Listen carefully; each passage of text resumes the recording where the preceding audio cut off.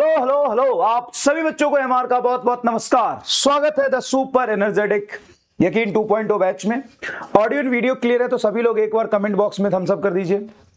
Hello hello hello, good morning good morning good morning, क्या हाल चाल क्या हाल चाल क्या हाल चाल। ऑडियो एंड वीडियो क्लियर है तो सभी लोग एक बार कमेंट बॉक्स में थम्स अप कर दीजिए। Good morning good morning good morning, कैसे हैं आप सभी लोग। चलिए चलिए, बहुत बढ़िया बहुत बढ़िया।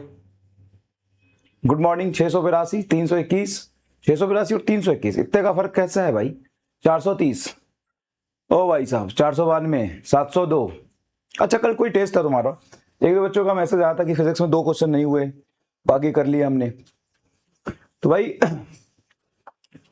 एक बच्चा नंबर लिख रहा था कुछ कितना 342 लिख रहा था, 635, 554, ये सब तो सही है। 130 फिजिक्स में भी सही है, 581 सही है, 500, 290। अभी जिसके 290 या 300 आ रहे हैं या 350 आ रहे हैं या 400 तक आ रहे हैं, या मैं 450 तक भी ले लेता हूं, है ना। 400 के अराउंड अगर मार्क्स आ रहे हैं तो तुम्हारा बायोलॉजी कैसा है भाई, क्या दिक्कत आ रही बायोलॉजी में, उस पर फोकस करो, उसको इंप्रूव करो पहले, फिर फिजिक्स में बाद में बात करना। हाँ, जिनके 500 प्लस हैं, 550 आ रहे हैं, वो इस बात पे फोकस करें कि जो मैंने क्लास में पढ़ाया था, जो सिखाया था, वो आप क्या रिवीजन करके गए थे, उस क्वेश्चंस वहां पे आपको वैसे दिखे। अगर वहां पे गलती हो रही है तो क्यों गलती हो रही है, रिवीजन में क्या प्रॉब्लम है, इन सब पर इंप्रूव करिए। फिजिक्स में 145, बहुत बढ़िया, ठीक है ना। तो अभी आपका जर्नी स्टार्टिंग है, आपको वो सारी गलती नहीं दोहरानी है जो आपने पिछले साल की होगी। जो भी गलती आपने पिछले साल करी थी, या तो क्वेश्चन प्रैक्टिस कम किया था, या टाइम मैनेज नहीं हो पाया था, या फिर टेस्ट का फोबिया था, या सिले मिस्टेक्स ज्यादा हो रहे थे, इन सभी चीजों पर कंट्रोल करिए। और सारी चीजें ठीक कैसे होगी, घर पे टाइम लिमिट के साथ क्वेश्चन प्रैक्टिस करने से, टेस्ट देने से पहले घर पे एक टेस्ट देने से। देख भाई, सिंपल सी बात है, बहुत सिंपल सी बात है। टेस्ट में जाने से पहले कुछ काम आपको करके जाना होता है, वो ध्यान रखिए।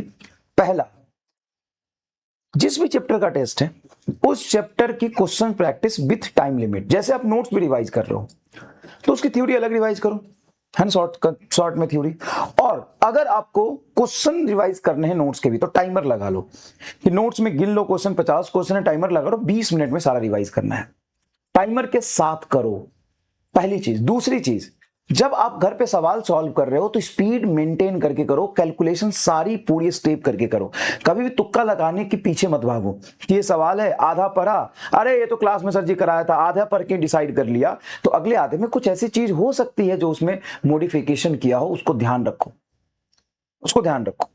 अगर वो गलती कर दोगे तो प्रॉब्लम हो जाएगा। तीसरा, जिस भी चैप्टर्स का टेस्ट हो रहा है, जैसे फिजिक्स में 2-3 चैप्टर आ रहे हैं, केमिस्ट्री में आ रहे होंगे, बायो में आ रहे हैं, आपको बहुत सारे बैच के ना एक्सेस मिले हैं, या फिर ऑफलाइन में बहुत सारी कोचिंग होती है, आपके कुछ दोस्त होंगे, या फिर ऑनलाइन में पीडब्ल्यू के भी बहुत सारे बैच होते हैं, वहां जाओ, वही वाला टेस्ट उठाओ। वही वाला टेस्ट मतलब सिमिलर टेस्ट नहीं मिलेगा, लेकिन उस सिलेबस पे टेस्ट पिछले साल भी तो हुए होंगे, पिछले बैच में भी तो हुए होंगे, उसको एक बार टाइम लिमिट के साथ अटेम्प्ट करो। कितने लोग एक करके गए थे। अगर आप सिर्फ एग्जाम के भरोसे रहोगे और सोचोगे वहां पे कुछ अच्छा हो जाएगा, तो कभी भी अच्छा नहीं होगा। आपको एग्जाम के बाहर अच्छा करना है, और ये सारी मॉडिफिकेशन धीरे धीरे अपने आप में करोगे ना, चीजें इंप्रूव होगी। पढ़ाई तो कर ही रहे हो, क्लास में क्वेश्चंस कर ही रहे हो, डीपीपी कर ही रहे हो, प्रैक्टिस कर ही रहे हो, इसके अलावा क्या करना है वो बताया है। इसके अलावा घर पे क्वेश्चन पूरा पढ़ना है, आधा नहीं पढ़ना, तुक्का नहीं लगाना है, टाइम लिमिट के साथ क्वेश्चन प्रैक्टिस करनी है, रिवीजन भी टाइम लिमिट के साथ करना है, और पूरा क्वेश्चन सॉल्व करते समय आधे सॉल्यूशन करके आंसर नहीं टिक करना, आधा क्वेश्चन नहीं पढ़ना, और लास्ट ईयर के टेस्ट देने हैं पहले, तब जाके टेस्ट अटेम्प्ट करना है। इतना किया था तो बहुत अच्छी बात, नहीं किया था तो अगली बार से ये करो।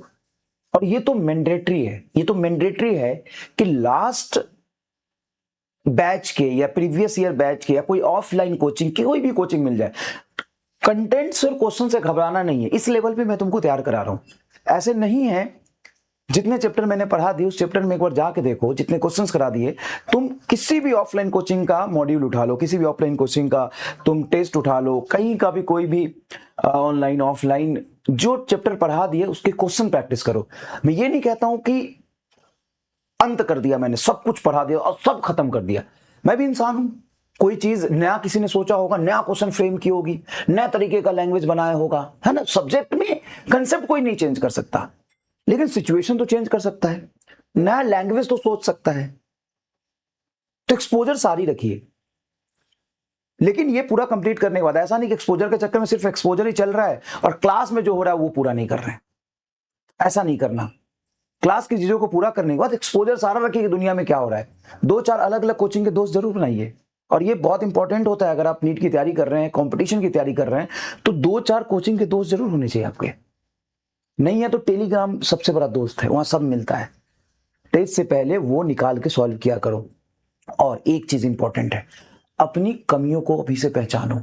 लैंग्वेज प्रॉब्लम है, कैलकुलेशन प्रॉब्लम है, टाइम प्रॉब्लम है, रिवीजन प्रॉब्लम है, प्रैक्टिस प्रॉब्लम है, एग्जाम के फोबिया का प्रॉब्लम है, सिली मिस्टेक का प्रॉब्लम है। कितने प्रॉब्लम मैंने बता दिया आपको? 6-7 प्रॉब्लम बता दिए। इन 6-7 प्रॉब्लम पे आइडेंटिफाई करके काम करो, लिखो इस प्रॉब्लम को, दीवार पे चिपका दो। लैंग्वेज प्रॉब्लम है, कैलकुलेशन प्रॉब्लम है, स्पीड प्रॉब्लम है, प्रैक्टिस की प्रॉब्लम है, रिवीजन की प्रॉब्लम है, सिली मिस्टेक की प्रॉब्लम है, टाइम मैनेज की प्रॉब्लम है। ये 4-5-6-7 जो प्रॉब्लम है उसको लिखो दीवार पे, और रोज अपने आप को बताओ कि इस प्रॉब्लम पे आपने क्या काम किए, क्या नहीं किए। ऐसे थोड़ी ना होता है इंप्रूवमेंट बेटा। धीरे धीरे हमें अपनी कमियों को पहचान के उस पर काम करना होता है। और we all are here to improve ourselves. हम यहां पे सीधा शक्तिमान बनने नहीं आए, हम यहां पे अपनी गलतियों को सुधारने आए। और यही काम आप 1 साल तक करते रह जाए, आप सिलेक्ट हो जाएंगे। समझ रहे हो बात? शायद मैं आप सही कह रहा हूं, बात दिमाग में घुस रहा है कि नहीं घुस रहा है। बहुत सारी बातें बताई, और 4 कोचिंग के दोस्त जरूर बनाए, नहीं बनाए तो टेलीग्राम को दोस्त बनाए, ठीक है। और प्रैक्टिस करें। सिंपल सी एक बात है, सिंपल सी एक बात है, सारे इंसान के पास एनर्जी लिमिटेड है, लेकिन वो अपनी एनर्जी को जो लिमिटेड है उसको 4 जगह पे स्कैटर्ड करके लगा रहा है कि पूरी जान एक ही जगह पे फोकस कर दे रहा है। ईमानदारी से बताता हूं, जो अपना तन मन धन साम दाम दंड भेद सब पीसीबी पे लगा देगा। समझ रहे हो क्या कह रहा हूं मैं? साम दान दंड भेद, तन मन धन सब अपना पीसीबी पे लगा देगा। 24 घंटे में उसको और कुछ सूझ ही नहीं रहा, सिर्फ फिजिक्स केमिस्ट्री बायोलॉजी के अलावा। उसके अंदर इंप्रूवमेंट आ जाएगा। और बात सिर्फ गेम यहाँ पे इंप्रूवमेंट का, सिलेक्शन का नहीं है। सिलेक्शन तो एग्जाम वाले दिन मतलब होगा कि हुआ कि नहीं हुआ, लेकिन वो सिलेक्शन होगा कि नहीं होगा हर रोज आपकी इंप्रूवमेंट पे डिपेंड करता है। आपके हाथ में सिलेक्शन नहीं, आपके हाथ में इंप्रूवमेंट है। आपके हाथ में अपना 100% देना है। समझ गए? चलिए, अब जिसका रिकॉर्डेड लेक्चर का बैकलॉग है, जो मैंने छोटे छोटे दिए थे, 2 दिन का पूरा टाइम था आपका। 15 अगस्त है, कल संडे है, संडे को भी नहीं किया तो मंडे को सुबह उठ के 1 घंटे का लेक्चर देखा जा सकता था। अगर इसके लिए तुम एक्सक्यूज बना रहे हो, 1-2 बच्चों का मेरे पास टेलीग्राम पे मैसेज आया, तो ध्यान सुनिएगा कि सर आपने जो रिकॉर्डेड लेक्चर दिया वो क्यों दिया। हम रिकॉर्डेड लेक्चर देंगे तो हम टेस्ट कब देखेंगे, है ना। रिकॉर्डेड लेक्चर हम अगर देखेंगे तो हम टेस्ट कब देंगे, हम रिवीजन कब करेंगे। एक बात बता, तो कब चाहता है सिलेबस कंप्लीट करना? ईमानदारी से कब चाहता है सिलेबस कंप्लीट करना? सर फरवरी एंड तक, या थोड़ा बहुत 2-4-5 दिन आगे ले लेना, क्योंकि बैच लेट स्टार्ट हुआ था। तो अगर मैं काउंट करूं, सितंबर, अक्टूबर, नवंबर, दिसंबर, जनवरी, फरवरी, 10-15 दिन ऊपर नीचे तो ऐसे ही खराब हो जाता है, उसको छोड़ दे। तो मोटा मोटा तेरे पास 6 महीने हैं, ठीक है। और टोटल चैप्टर जो पढ़ने होते हैं, टोटल चैप्टर जो पढ़ने होते हैं, फिजिक्स, केमिस्ट्री, बॉटनी, जूलॉजी मिला के कितने होते हैं बता? कितने होते हैं? 100। अरे फिजिक्स, केमिस्ट्री, बॉटनी, जूलॉजी सब मिला के पूछ रहा हूं, टोटल चैप्टर कितने होते हैं? 100। अब 100 चैप्टर लगभग होते होंगे, मुझे केमिस्ट्री और बायो का आइडिया नहीं है। फिजिक्स में तो 28 है, बेसिक मैथ वैथ लगा दो तो 1-2 बढ़ ही जाएगा। तो टोटल चैप्टर कितने जल्दी बताओ? और दिन तो 180 है, दिन 180 है। मैं चैप्टर बता रहा हूं, चैप्टर टोटल चैप्टर।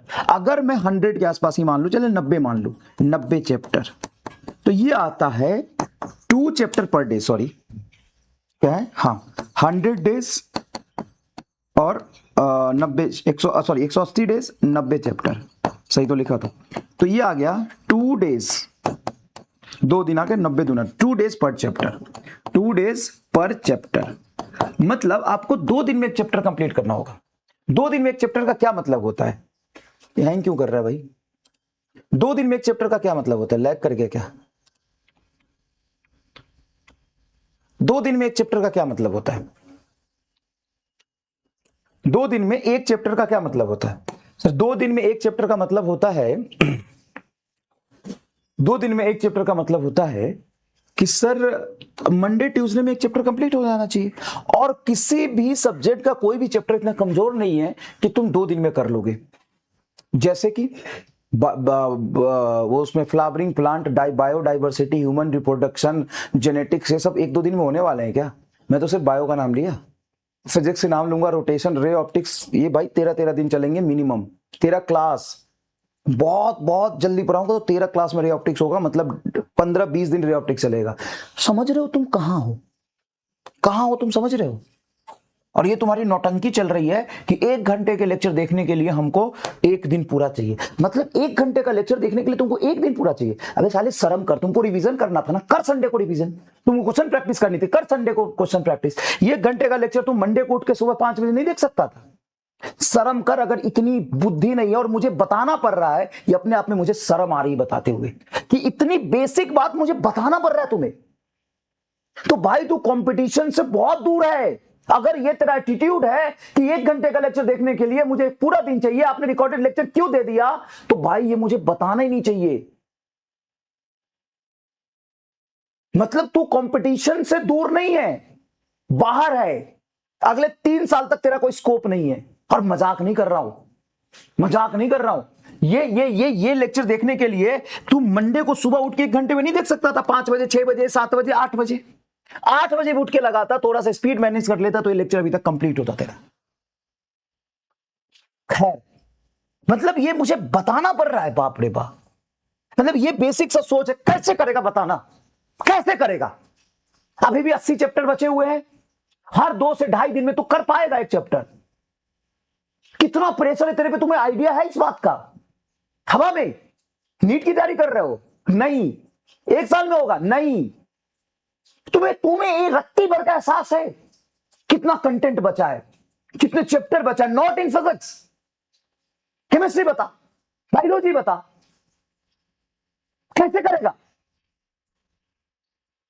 थोड़ा भी एहसास है तुम्हें कि अगले 180 दिन, 100 दिन कैसे होने वाले तेरे? थोड़ा भी तू बैठ के सोच रहा है इस बारे में? सोच बैठ के इस बारे में, और क्या चल रहा है सोच।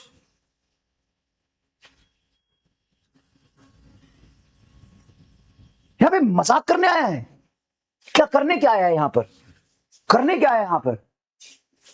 चलो समय खराब नहीं करते हैं, आज का जो गोल है वो बताते हैं। मतलब हद हो गई भाई, 1 घंटे के लेक्चर देखने के लिए पूरा इनबॉक्स भर दिया मेरा ज्ञान से।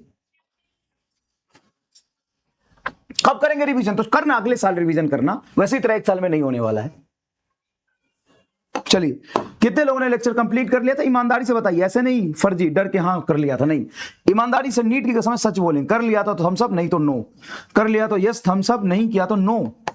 1 घंटे का लेक्चर हम नहीं करके आए हैं, 3 दिन से हम पता नहीं कहां थे। हम 1 घंटे का लेक्चर भी नहीं करके आए हैं। मैं क्या ही पढ़ाऊंगा जो नहीं करके आए। चलिए, टुडेज गोल हम पढ़ेंगे question practice on projectile, question practice on projectile, practice on projectile, projectile और inclined projectile, inclined projectile motion, है ना? इंक्लाइंड प्रोजेक्टाइल मोशन और horizontal and inclined projectile motion. पूरा लिख लेता हूं, horizontal and inclined projectile motion. Projectile motion basic ना 2D motion होता है।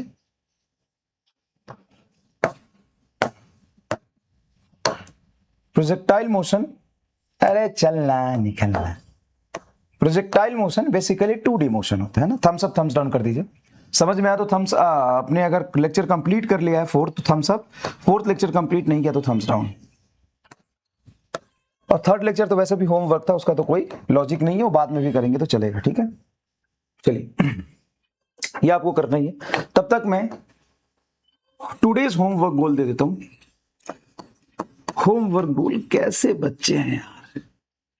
तो आज आपका होमवर्क गोल है, डेट क्या है आज? 17 अगस्त। 17/8/2026 संघर्ष असाइनमेंट आपको करना है ऐसे। संघर्ष असाइनमेंट 1 आपको करना है मोशन इन अ प्लेन का, मोशन इन 2D का, 2D का संघर्ष असाइनमेंट आपको करना है फर्स्ट वाला आज, ठीक है ये। और रिवीजन करना है लेक्चर 1 to 4 2D का। ये तुम्हारा रिवीजन टारगेट है ना, ये तुम्हारा रिवीजन टारगेट है, ठीक है। चलो भाई साहब, चलो चलो, आपके पास कोई एक्सक्यूज ही नहीं हो सकता है कि आपने लेक्चर नहीं देखा। रीजन ये है कि अगर लेक्चर नहीं देखा कल तो आप सुबह उठ के देख सकते थे, है ना। अगर नहीं देखा तो जाओ बेटा पहले लेक्चर देखो फिर आना यहाँ पे, क्योंकि उसी से रिलेटेड आगे पढ़ाने वाला। देखो 30% लोग, बाकी ये 70% लोग कमेंट मत करना, हाथ जोड़ रहा हूं तेरे सामने, तो बहुत बढ़िया कर रहा है। 70% लोग कोई कमेंट मत करना। अबे 30% लोग एक रीजन बताओ कि तुम नहीं देख पाए, ठीक है। और जाओ लेक्चर देख के वापस आना, क्योंकि नहीं पढ़ा पाऊंगा, क्योंकि उसमें जो कंसेप्ट पढ़ा है ना उसी के आगे ही तो लेक्चर पढ़ेंगे, ठीक है ना। मैं क्लास कैंसिल कर दूं, मेरा मन कर रहा है, 1% भी मेरा मन नहीं कर पढ़ाने का, लेकिन इन बेचारे की वजह से पढ़ाना पड़ेगा और मैं पूरी जान लगा के पढ़ाऊंगा। जो कंप्लीट नहीं किए हैं वो जाइए और पहले कंप्लीट करके आइए, जाइए बेटा। मतलब हाले यहां पे भोज खाने आए हो क्या?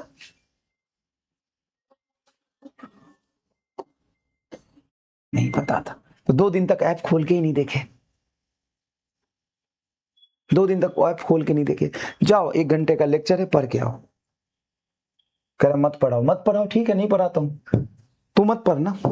जिसको नीट में सिलेक्शन लेना उसको तो पढ़ने दे, तू मत पढ़, चला जाए यहां से। चलिए चलिए शुरू करते हैं। पहले का बहुत बैकलॉग है तो यहां क्या करने आए हैं, देख लो कैसी कैसी बातें कर रहा है, काम चोरी कर दिया। हाँ तो बस तू नीट भूल जा, तेरा नीट तेरे बस का नहीं है, नीट तेरे बस का नहीं है, निकल जाए यहां से। चलिए चलिए बेटा बहुत बढ़िया, शुरू करते हैं, ठीक है। तो अगर आप 15 अगस्त को छुट्टी मार दिए या घूमने गए थे या काम चोरी कर दिए, नोटिफिकेशन नहीं आया तो आपको जाके देखना चाहिए था, तो ये सब नहीं किया ना, तो आप बेटा कंपटीशन से दूर नहीं है, बाहर है। आई एम सॉरी, लेकिन आप कंपटीशन से बहुत बाहर है। कम से कम 15 दिन लगातार 6 घंटे 8 घंटे सेल्फ स्टडी करोगे, मेहनत करोगे, तब थोड़ा कंपटीशन में आओगे। अभी तुम दूर से आओगे, अभी बाहर हो, कंपटीशन से बहुत बाहर हो। आई एम सॉरी, ठीक है। चलिए शुरू करते हैं, कम ऑन। तो एक सवाल दिया था मैंने, इसको पढ़ते हैं और एक बार इसको अटेम्प्ट करने की कोशिश करते हैं। क्या कह रहा है, ball is projected at 50 metre per second at angle 37 degree from horizontal, then find time when it is moving perpendicular to the initial direction of projection. Perpendicular to initial direction of projection, initial direction of projection के perpendicular चल रहा है, तो time बताओ, ठीक है ना। Perpendicular चल रहा है तो टाइम बताओ।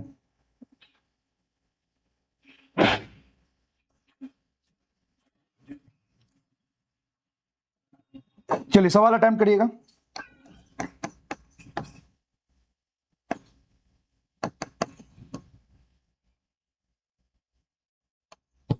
चलिए पहला ऑप्शन है 6.3 सेकेंड, दूसरा ऑप्शन है 8 सेकेंड, तीसरा ऑप्शन है 4 सेकेंड, चौथा ऑप्शन है 6 सेकेंड। चलिए फटाफट बताइए। ये मैंने आपको कराया हुआ है कि बॉल को जब हम प्रोजेक्ट करते हैं किसी भी एंगल पे, तो कितने टाइम के बाद वो इनिशियल डायरेक्शन ऑफ मोशन के परपेंडिकुलर हो जाता है, कितने टाइम के बाद वो इनिशियल डायरेक्शन ऑफ मोशन के परपेंडिकुलर हो जाता है। फटाफट जल्दी से,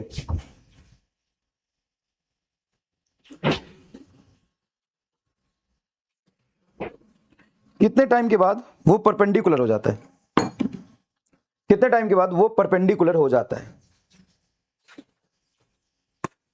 चलिए बताइए कितने टाइम के बाद वो परपेंडिकुलर चल रहा होगा। तो कितने टाइम के बाद परपेंडिकुलर चल रहा होगा, उसे निकालने का तरीका है u बराबर जी, u बराबर टाइम बराबर u बराबर जी साइन थीटा, ठीक है। u की वैल्यू बोलिए सर 50, g की वैल्यू बोलिए 10 इंटू साइन 37, साइन 37 की वैल्यू बोलिए, साइन 37 की वैल्यू बोलिए 3/5। ये इससे कट जाएगा 25/3 आंसर आएगा, 25/3 हो जाएगा, 6 चुका 24, 6 और 10, तो 6.3 सेकेंड कुछ आंसर आ रहा होगा। लेकिन ये गलत है, लेकिन ये गलत है। अगर आपने ए जवाब दिया है, बी जवाब दिया है, ये सारे ऑप्शन गलत है। 34% लोग कह रहे हैं 8 सेकेंड, गलत है। 20% लोग कह रहे हैं 22 सेकंड गलत है। 17% लोग कर रहे हैं 6 सेकंड, मतलब ऑल आर रॉन्ग। एक्चुअल में इसका आंसर होगा नॉट पॉसिबल। और मेरे हिसाब से बहुत सारे बच्चों ने नॉट पॉसिबल कमेंट में जवाब दे दिया था। सर ये क्यों नहीं पॉसिबल? तो इसके बारे में हम क्लास में भी चर्चा कर चुके हैं। ये हमारे स्कैम के बारे में हम क्लास में भी चर्चा कर चुके हैं। वेरी गुड बेटा, क्लास में भी चर्चा कर चुके हैं हम। क्या चर्चा कर चुके हैं? तो हम क्लास में चर्चा कर चुके हैं कि सर देखिए, if angle of projection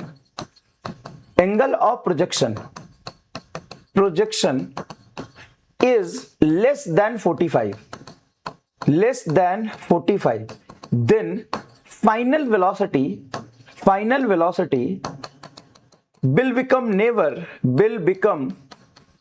becomes never perpendicular to initial direction of projection. Perpendicular to initial direction of projection during flight, during ground to ground flight, flight मतलब जब तक वो उड़ रहा होगा।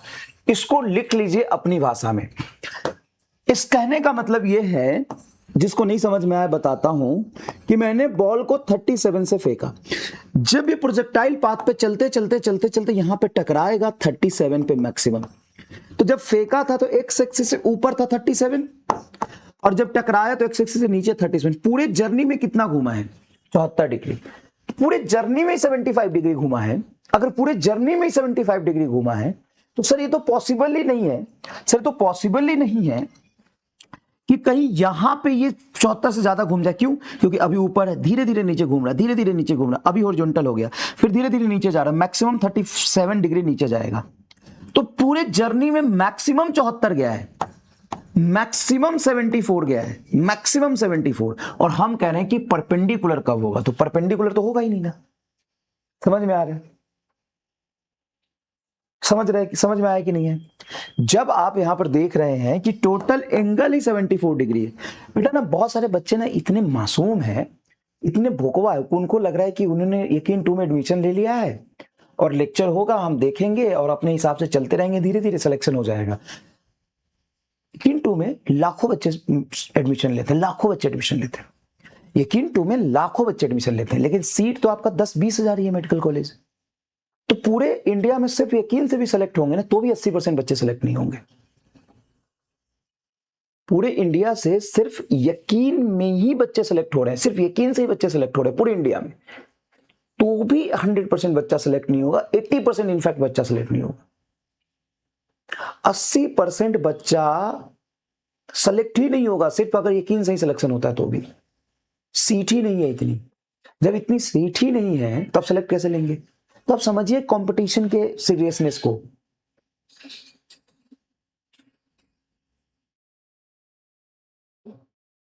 एक कह रहा है अंकित कुमार सर गूगल पे 16.7 आ रहा है, तो गूगल से ही पढ़ ले, यहां क्यों आया है? यहां पढ़ क्यों रहा है जब तुमको हर चीज गूगल से ही वेरीफाई करना है? तो थोड़ा दिमाग लगा ले। मैंने क्या बोला है? Ball is projected at 50 metre per second at 37 degree from horizontal, then find time of flight when moving perpendicular to initial direction of projection. और ये ग्राउंड टू ग्राउंड प्रोजेक्शन है। ग्राउंड टू ग्राउंड प्रोजेक्शन का मतलब है यहां से फेंका और यहां पे आया, मतलब ग्राउंड टू ग्राउंड प्रोजेक्शन की मैं बात कर रहा हूं। तो ग्राउंड टू ग्राउंड मोशन में 37 से फेंका और 37 पे आके टकराया, तो मैक्सिमम 74 डिग्री घूमेगा, तो परपेंडिकुलर नहीं जा पाएगा। तो देखो, if angle of projection is less than 45 degree, then final velocity bill becomes never perpendicular to the initial direction of projection during flight from ground to ground flight. During ground to ground flight. Ground to ground flight का मतलब है ground से फेंका ground पे पहुंचेगा, उसकी बात कर रहा हूं मैं। ठीक है, ये पता है कौन से केस की बात कर रहा है? किसी टावर से अगर किसी बॉल को फेंक रहे हो तो अब उसके पास यहां से यहां घूम के आया, फिर नीचे भी जा सकता है। तो इस पूरे में 74 घुमा, नीचे तो और नीचे जाएगा, तो यहां पे कहीं परपेंडिकुलर हो सकता है टावर से ग्राउंड का केस में। अगर यही मैं बोलता कि बॉल को प्रोजेक्ट किया हॉरिजॉन्टल से इतने डिग्री पर फ्रॉम सम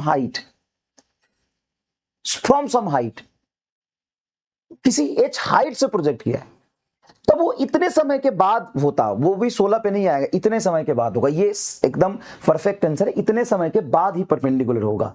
वो यही समय आएगा, ये वही समय आएगा 6.3 सेकेंड। वहां पे 16 नहीं आएगा ग्राउंड, गधे बच्चे। अच्छा, इस चीज को एक और तरीके से फील कराता हूं, सुनो। मान लो इन एबव क्वेश्चन,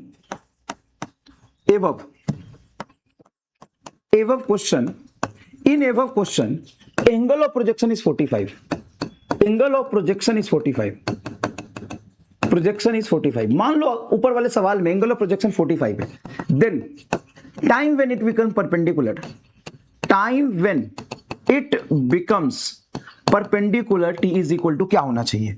अगर मैंने इसको 45 डिग्री पर फेंका है तो उस समय बताओ जब ये परपेंडिकुलर हो जाएगा। अगर ये 45 डिग्री पर फेंका है तो अब एक बात समझना ध्यान से, 8.3 R3 8.3 आएगा, सॉरी 8.3, सॉरी बेटा ये डिवीजन गलत कर दिया था मैंने, 8.3 सेकंड, वो डिवीजन गलत कर दिया था, 8.6 सेकंड। चलो इधर देखो, then time when it becomes perpendicular, तो ये टाइम कितना आना चाहिए? सोच, ये टाइम कितना आना चाहिए? सर अगर 45 डिग्री पर फेंका है तो एग्जैक्टली टकराते समय वो परपेंडिकुलर हुआ होगा। हाँ, तो परपेंडिकुलर होने का जो टाइम है u बराबर g साइन थीटा है। अगर इसको सॉल्व करोगे u बटा g साइन 45। अब बताओ साइन 45 की वैल्यू क्या आएगी? तो साइन 45 की वैल्यू की 1/√2, √2 को उधर ले जाओगे, देखो 1/√2, √2 को ऊपर ले जाओगे, √2 u/g, ये आंसर आ रहा है। हाँ, और इसी केस में टोटल टाइम ऑफ फ्लाइट कितना होगा? टाइम ऑफ फ्लाइट, तो टाइम ऑफ फ्लाइट की वैल्यू होती है 2u साइन थीटा बाई जी, तो ये होगा 2u sign 45/g, 2u/g into 1/√2, √2 से 2 काटोगे √2 आएगा, √2u/g। अब मुझे बताओ ये जो आंसर आया और ये जो आया है, ये दोनों क्या बता रहा है कहानी? सोचो। अब इसको देखते ही तुम्हारे मन में स्माइल आया कि नहीं? इसको देखते ही तुम्हारे मन में स्माइल आया कि नहीं? देखो, अगर मैं बोलूं कि in above question angle of projection is 45 degree, ऊपर वाले जस्ट सेम क्वेश्चन में एंगल ऑफ प्रोजेक्शन अगर 45 होता तो परपेंडिकुलर कब होता? सर परपेंडिकुलर 45 पर फेंकने के बाद जब वो पूरा 90 घूमेगा, मतलब पहले फेंका था तो हॉरिजॉन्टल से 45 पे था, अरे इस वेक्टर को यहां शिफ्ट कर दिया, वेक्टर को कहीं भी शिफ्ट कर सकते हैं, तो इस वेक्टर को यहां शिफ्ट कर दिया तो ये हुआ, और इधर 45 टकराते समय हुआ तो 90 पर हो गया।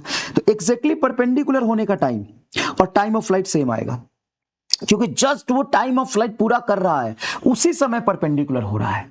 देख एग्जैक्टली मैच कर गया कि नहीं?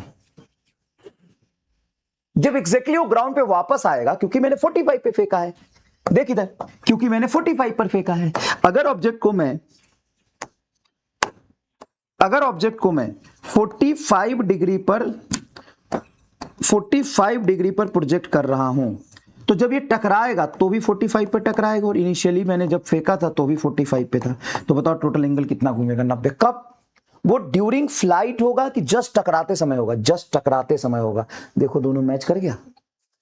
मतलब ये जो आपने फॉर्मूला पढ़ा था देखो कितना सही है, इसका विजुअलाइजेशन यहाँ पे देखो कितने अच्छे तरीके से आपको हो गया। बोलो मजा आ गया कि नहीं? है ना? अब ये तो हो गया ना कि भाई यार गजब, दोनों मैच कर गया, तो करना भी चाहिए था, आपने सोचा था हम करेगा। अब यहां से अगर तुम एंगल को और बड़ा रखते हो, अब एंगल बड़ा रखोगे तो 90 से ज्यादा घूम जाएगा, मतलब ऊपर कहीं परपेंडिकुलर हो जाएगा। अगर एंगल 90 से छोटा रखते हो तो यहां तक परपेंडिकुलर नहीं घूम पाएगा, इसके बाद घूमेगा। बोलो ये बात समझ में आया कि नहीं है? बोलो ये बात समझ में आया कि नहीं है? नोट करो इसको, फटाफट कर लिया होगा, इनफैक्ट तुमने कर लिया इसको। हाँ इसको लिख लो, कॉपी करो, कॉपी फास्ट। और कुछ भी नहीं, ये तुमने खुद निकाला है, खुद निकाल सकते हो। टाइम फ्लाइट एंड टकराने का टाइम निकालो, टाइम फ्लाइट एंड टकराने का टाइम निकालो, 1 सेकंड में आ जाएगा। लिखो जल्दी से, टाइम फ्लाइट एंड टकराने का टाइम निकालो, 1 सेकंड में आ जाएगा। जल्दी जल्दी जल्दी जल्दी जल्दी फटाफट। चलो ये देखो, object is moving with velocity, velocity vector हमको ऑब्जेक्ट का दिया हुआ है 3 sin omega T I cap plus 3 cos omega T J cap. मतलब ये 1D मोशन है कि 2D मोशन है? सर ये वैसे तो 2D मोशन दिख रहा है साफ साफ, ठीक है। तो आपसे पूछा है distance moved by the object in 2 second. अब डिस्टेंस निकालने के लिए इक्वेशन ऑफ मोशन से यूज करेंगे या दूसरे तरीके से सॉल्व करना चाहिए? सर इक्वेशन ऑफ मोशन तो लगेगा नहीं, क्योंकि हमें डिस्टेंस पूछा है। और अगर डायरेक्शन चेंज हो तो डिस्टेंस और डिस्प्लेसमेंट सेम नहीं होगा। क्या यहाँ पे distance is equal to displacement लिख सकते हैं क्या? नहीं लिख सकते। सर क्यों नहीं लिख सकते? क्योंकि इसका वेलोसिटी आई एक्सिस में टाइम के साथ चेंज हो रहा है एंड वाई में भी वेलोसिटी टाइम के साथ चेंज हो रहा है, तो डायरेक्शन चेंज हो रहा है। वेलोसिटी का डायरेक्शन चेंज हुआ तो डायरेक्शन चेंज हो गया, तो फिर तो हम निकाल ही नहीं सकते हैं। फिर क्या करें? तो एक काम करते हैं, वेलोसिटी के मैग्नीट्यूड को क्या कहते हैं? सर स्पीड कहते हैं। अब इसका मैग्नीट्यूड निकालो, तो root under 3 sine square omega T 3 cos square omega T 3 sine omega T का whole square plus 3 cos omega T का होल स्क्वायर। 3 का होल स्क्वायर 9, 3 का होल स्क्वायर 9, रूट 9 बाहर आ जाएगा तो 3 root under sine square omega t plus cos square omega t, मतलब ये आ जाएगा तुम्हारा 3 × 1। तो स्पीड तुम देखो तो ये कांस्टेंट आ गया। स्पीड टाइम डिपेंडेंट नहीं, स्पीड इज कांस्टेंट। और अगर स्पीड कांस्टेंट आ गया तो डिस्टेंस बराबर स्पीड इनटू टाइम। स्पीड तो कांस्टेंट है, कांस्टेंट स्पीड से चल रहा है, तो डिस्टेंस बराबर स्पीड इनटू टाइम। 3 × 2 बराबर 6 metre is the correct answer. ये एक सवाल नहीं, पैराडॉक्स है। ये एक सवाल नहीं, एक पैराडॉक्स है। पैराडॉक्स का हिंदी मतलब क्या होता है? एक भूल भुलैया है ये। अब कहने को तो ये सवाल अगर सॉल्व करने जाएं तो सर ये तो वेलोसिटी वेक्टर है, हाँ, और वेलोसिटी वेक्टर को हम इंटीग्रेट करेंगे तो डिस्प्लेसमेंट देगा, डिस्टेंस नहीं देगा। फिर भी वो वेलोसिटी का इंटीग्रेशन डिस्प्लेसमेंट बताता है। ओहो, अच्छा बताओ इसमें एक्सीलरेशन है कि नहीं? एक्सीलरेशन है कि नहीं? बताओ ये एक्सीलरेटेड मोशन है कि नहीं? बोलो। एक्सीलरेशन इज 0 और नॉट इक्वल टू 0। बोलो एक्सीलरेशन इज 0 और acceleration is not equal to 0। बताना जरा इस सवाल को देख के, एक्सीलरेशन 0 है कि एक्सीलरेशन नॉट इक्वल टू 0? बताओ, आराम से देख के बताओ। पहले देखो, तुक्का नहीं, देखो कि वेलोसिटी टाइम के साथ बदल रहा है कि नहीं। अगर वेलोसिटी टाइम के साथ बदल रहा है तो वेलोसिटी वेरिएबल होगा। सिंपल सी बात है। देखो फटाफट ए और बी में जवाब दो, तुक्का नहीं, सीखो, फिजिक्स को सीखो, अप्रोच डेवलप करो। बताओ एक्सीलरेशन इसमें 0 है कि नॉट इक्वल टू 0 है? सोचो। वेलोसिटी है वो बदल रहा है टाइम के साथ कि नहीं बदल रहा है?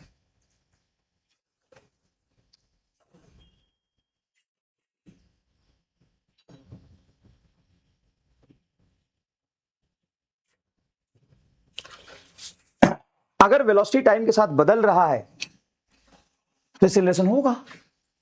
ए is not equal to 0। Farida Parveen बिल्कुल सही जवाब दिया बेटा। फरीदा तुमने सोच के जवाब दिया है, टाइम लेके जवाब दिया, बिल्कुल सही है।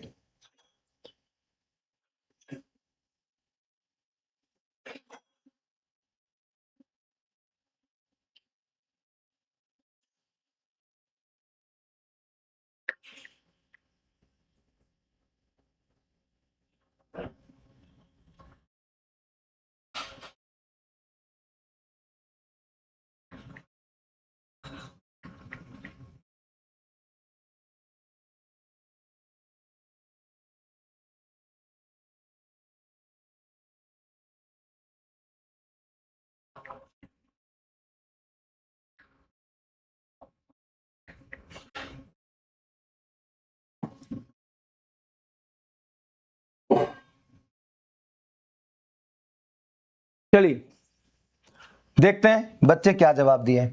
तो of course not equal to 0 होगा। तो 66% लोगों ने सोच के सही जवाब दिया।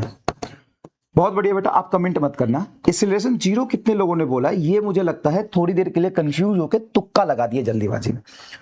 कोई भी गधा से गधा बच्चा ये 0 नहीं बोल सकता है। गधा से गधा बच्चा भी 0 नहीं बोल सकते। 32% बच्चे कौन से हैं यार? क्या दिक्कत है बेटा? बताओ। तुम अपनी भावनाओं को व्यक्त करो वहां पे या कमेंट में पूछो प्लीज। देखो ये वेलोसिटी वेक्टर है, ठीक है। अब वेलोसिटी 3 साइन ओमेगा टी है। हाँ सर, तो 3 साइन ओमेगा टी, टाइम जैसे जैसे चेंज होगा एक्स के अलोंग वेलोसिटी चेंज हो रहा है क्योंकि वेलोसिटी टाइम पे डिपेंड कर रहा है। और वेलोसिटी का वाई कंपोनेंट, देखो ये वेलोसिटी का एक्स कंपोनेंट जो टाइम के साथ चेंज हो रहा है, ये वेलोसिटी का वाई कंपोनेंट है जो टाइम के साथ चेंज हो रहा है। तो वेलोसिटी लगातार चेंज हो रहा है। अगर वेलोसिटी चेंज हुआ तो एक्सीलरेशन तो है, एक्सीलरेशन तो है। ये एक पिन प्लस करने तो नहीं बोलूंगा इसको, लेकिन ये एक पिन माइनस कर लो।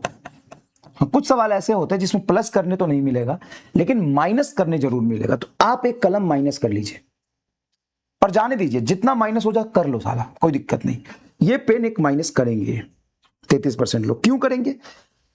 सवाल बताने से पहले मैंने बोल दिया था कि वेलोसिटी टाइम पे डिपेंड कर रहा है, तो टाइम के साथ वेलोसिटी चेंज हो रहा है। जब वेलोसिटी टाइम के साथ चेंज ही हो रहा है तो कांस्टेंट कैसे हो जाएगा वेलोसिटी? सर टाइम के साथ वेलोसिटी चेंज हो रहा है मतलब वेलोसिटी चेंज हो गया, तो वेलोसिटी चेंज होगा तो एक्सीलरेशन होगा, वेलोसिटी चेंज हो रहा है तो एक्सीलरेशन होगा। चलिए ठीक है, अब वेलोसिटी चेंज हो रहा है तो एक्सीलरेशन होगा। देख रहे हो, अब कमेंट में लिख रहे हो 1D का बैकलॉग है, 1D का लेक्चर दीजिए, अब ऐसी बातें कर रहे हैं, ऐसी बातें कर रहे हैं। सोचो मैंने पहले दिन कितने अच्छे से बताया था, मतलब क्या करूं बताओ ना बेटा, मैं कैसे पढ़ाऊं? और चलो कोई बात नहीं।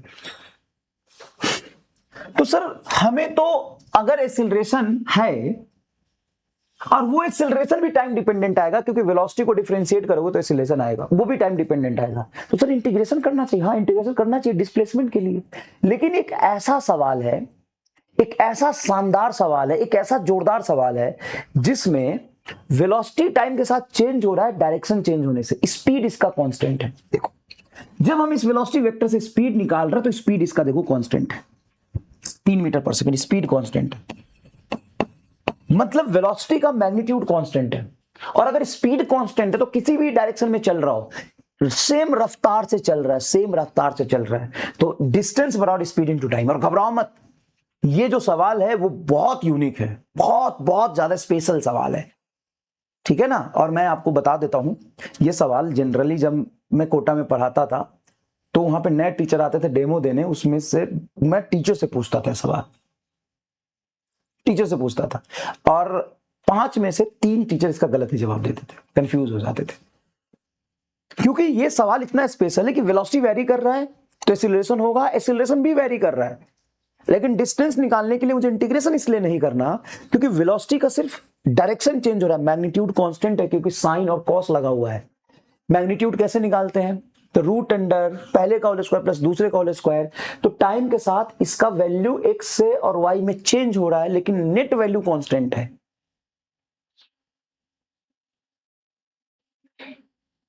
देखो ये कह रहा है बहुत ट्राई किया था नहीं हुआ सवाल, आओ मैं फिर बताता हूं, देखो ये एक स्पेशल क्वेश्चन है जिसमें वेलोसिटी टाइम के फंक्शन में गिवन है, मतलब वेलोसिटी वेरी कर रहा है, वेलोसिटी वेरी कर रहा है तो एक्सीलरेशन तो होगा ही, सिंपल सी बात। अब वेलोसिटी का क्या वेरी कर रहा है? सिर्फ डायरेक्शन, इसका स्पीड कांस्टेंट है। कैसे पता चला? तो वेलोसिटी का मैग्नीट्यूड स्पीड होता है, जब हमने स्पीड निकाला तो टाइम से इंडिपेंडेंट हो गया, जब वेलोसिटी स्पीड निकाला तो टाइम से इंडिपेंडेंट हो गया, मतलब स्पीड कांस्टेंट है, स्पीड कांस्टेंट है तो डिस्टेंस बराबर स्पीड इनटू टाइम। लिखो लिखो इसको, बहुत इंटरेस्टिंग क्वेश्चन है ये। डायरेक्शन चेंज की वजह से v कांस्टेंट नहीं है, यस डायरेक्शन चेंज होने की वजह से वेलोसिटी कांस्टेंट नहीं है, लेकिन वेलोसिटी का मैग्नीट्यूड स्पीड कांस्टेंट है, स्पीड कांस्टेंट तो डिस्टेंस बराबर स्पीड इनटू टाइम। और अभी भी तुमसे बोले कि नहीं डिस्प्लेसमेंट निकालो तो इंटीग्रेशन करना पड़ेगा, क्योंकि डिस्प्लेसमेंट वेलोसिटी से निकलता है और वेलोसिटी वेरिएबल है। सोचो, तो ऐसा नहीं है कि सवाल तुम गलत कर लिए तो तुम गलत हो, नहीं, बहुत इंटरेस्टिंग और अच्छा सोचने वाला सवाल है, ठीक है। और ये जो बोले ना एक्सीलरेशन 0 है, वो तो पेन 1 माइनस करो, अपना प्रेजेंस ऑफ माइंड इंप्रूव करो, ठीक है, अपना प्रेजेंस ऑफ माइंड इंप्रूव करो। चलिए आगे बढ़ते हैं, चलिए बहुत अच्छा सवाल है, आगे बढ़ते हैं। अब देखो कुछ क्वेश्चंस मैंने यूनिक प्रोजेक्टाइल मोशन के उठाए हैं जो ट्रेडिशनल क्वेश्चन से एकदम हटके हैं। ट्रेडिशनल क्वेश्चन से हटके मतलब तुमको यू दे दिया तो थीटा दे दिया तो टाइम फ्लाइट निकालो, रेंज निकालो, इक्वेशन ऑफ ट्रेजेक्टरी से सवाल, और मैंने तुमको नीट के सारे पीवाईक्यू करा दिए प्रोजेक्टाइल पे। लेकिन कुछ क्वेश्चंस ऐसे हैं जो नॉर्मल क्वेश्चन से थोड़ा हटके है, जिसमें सोचने के लिए आपको मजबूर करेगा, दिमाग लगाने के लिए मजबूर करेगा। देखिए सवाल पढ़ते हैं, ये सवाल लिखा है the 6 hit by the Chris Gayle in IPL just missed a building of a length 80 metre as shown in figure, then angle of projection in with horizontal is. अब इस सवाल में ना बस इतना बोला है कि बॉल को हिट किया, ठीक है साहब, बॉल को हिट किया, बॉल को हिट करने के बाद ये बिल्डिंग के दोनों कॉर्नर्स को जस्ट मिस किया, मतलब जस्ट हल्का सा इसके ऊपर से निकल गया और हल्का सा इसके ऊपर से निकल गया, यहां गिर गया। पहले बिल्डिंग पर टाइम हो रहा था 3 सेकेंड और यहां पे टाइम हो रहा था 5 सेकेंड। ये बिल्डिंग की लेंथ दी हुई 80 मीटर, तो एंगल ऑफ प्रोजेक्शन बताओ, स्पीड कुछ नहीं दिया, एंगल ऑफ प्रोजेक्शन बताओ। तो क्लास में भी मैंने आपको सवाल कराया हुआ है, क्लास में भी ये सवाल मैंने आपको कराया हुआ है, सोचो कैसे होगा, सोचो कैसे होगा। एंगल ऑफ प्रोजेक्शन आपसे पूछा है। देख बेटा, जब भी कुछ लेंदी या इस तरह का सवाल आपके सामने आए, आराम से पहले यह सोचो कि इसका एक्स और वाई में मोशन अलग किया जाएगा, एक्स और वाई में मोशन अलग किया जाए क्या? देखो एक्स एक्सिस में जो मोशन हो रहा है, मान लो यू स्पीड से फेंका होता, इसकी एक्स एक्सिस की वेलोसिटी यू cos थीटा होती, तो क्या यहां से यहां तक भी x axis velocity you cos theta होता? हाँ बताओ, यहां से तक जाने का टाइम कितना लगा है? यहां से यहां तक डेल्टा टी जाने का टाइम कितना लगा है? 5 और 3 घट गया 2 सेकेंड। अरे भाई मेरे यहां से यहां का टाइम पूछ रहा हूं सर, 2 सेकेंड, और डिस्टेंस यहां पे 80 मीटर। तो एक्स एक्सिस में मोशन देखो, एक्स एक्सिस में मोशन देखोगे तो इस पॉइंट से पार्टिकल कर्व पे चल के गया है, लेकिन एक्स में कितना चला है सर? 80 मीटर। हाँ, एक्स की velocity you cos theta into x की टाइम 2 से 80 कटेगा 40, 40 बराबर यू cos थीटा आ गया। लेकिन मेरे लिए यू भी अननोन है और थीटा भी अननोन है। अब क्या करें? तो अब ऐसे सोचो कि पार्टिकल को यहां से यहां तक जाने में 3 सेकंड लगा है और मोशन सिमेट्रिक होता है, तो यहां से यहां तक कितना लगेगा सर? 3 सेकंड। देखो ये 3 सेकंड तो ये भी 3 सेकंड, और यहां 5 सेकंड लग चुका है, तो 5 और 3 8, टोटल टाइम ऑफ फ्लाइट 8, जो कि होता है 2u sin थीटा बाई जी। ये 2 से 8 कटेगा 4, जी चला जाएगा यहां पे, तो 40, 40 बराबर u sin थीटा। तो 40 बराबर u sin थीटा और 40 बराबर u cos, ये भी 40 आए, 5 3 8, अच्छा तो 45 डिग्री एंगल ऑफ प्रोजेक्शन हो जाएगा। 40 ही है, ये भी 80 और 2 40। हाँ, और ये तुम्हारा है 5 और 3 तो 4। हाँ, टाइम फ्लाइट तो 8 सेकेंड होगा, तो u sin थीटा बाई जी बराबर 40। ठीक है, तो u sin theta u cos 10 40 40 1, तो 45 डिग्री आएगा, 45 डिग्री आएगा। u sin थीटा बटा u cos theta is equal to 40 बटा 40, कट के 1 आ रहा है, u से u कट जाएगा। tan थीटा 1 कब होता है? जब थीटा 45 डिग्री होता है। आ रहा है तो आ रहा है, इसमें घबराने की क्या बात है? आ रहा है तो आ रहा है। अब बताओ मुझे, ये ट्रेडिशनल प्रोजेक्टाइल मोशन है कि नया तरीके से ही सोचना पड़ा? इसमें एक और चीज सोचना, इसमें एक और चीज सोचने की कोशिश करो। बॉल को जब मैंने फेंका तो यहां तक गया है 5 सेकंड में, ठीक है, ठीक है, यहां तक गया 5 सेकंड में। देखो ये मोशन तुमको सिमेट्रिक दिख रहा है, ये बिल्डिंग बीच में है, क्या इसका मैक्सिमम हाइट ये होगा यहां तक 4 सेकंड में आया होगा? सर कैसे? अरे टोटल 2 सेकंड में गया तो आधा 4 सेकंड, अगर आधा 4 सेकंड है तो ये बताओ मुझे, अच्छा ऐसे सोचो, ऐसे सोचो, ऐसे सोचो, यहां से यहां तक आने का टाइम बताओ कितना है सर? 2 सेकंड है कि नहीं? हाँ, अब ये अगर हॉरिजॉन्टल है तो ये इसका मैक्सिमम हाइट होगा, ये टोटल टाइम 2 सेकंड है, तो यहां से यहां का 1 सेकंड होगा। हाँ, तो 3 और 1 4, मैक्सिमम हाइट तक जाने का 4 सेकंड, मैक्सिमम हाइट तक जाने का 4 सेकंड। अगर मैक्सिमम हाइट पर कितने समय में गया ये पूछता तो क्या 4 सेकंड आप जवाब दे सकते थे?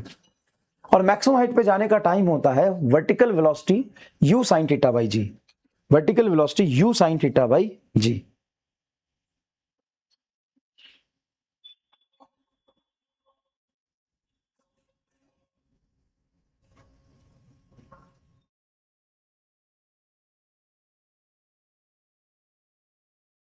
बताओ,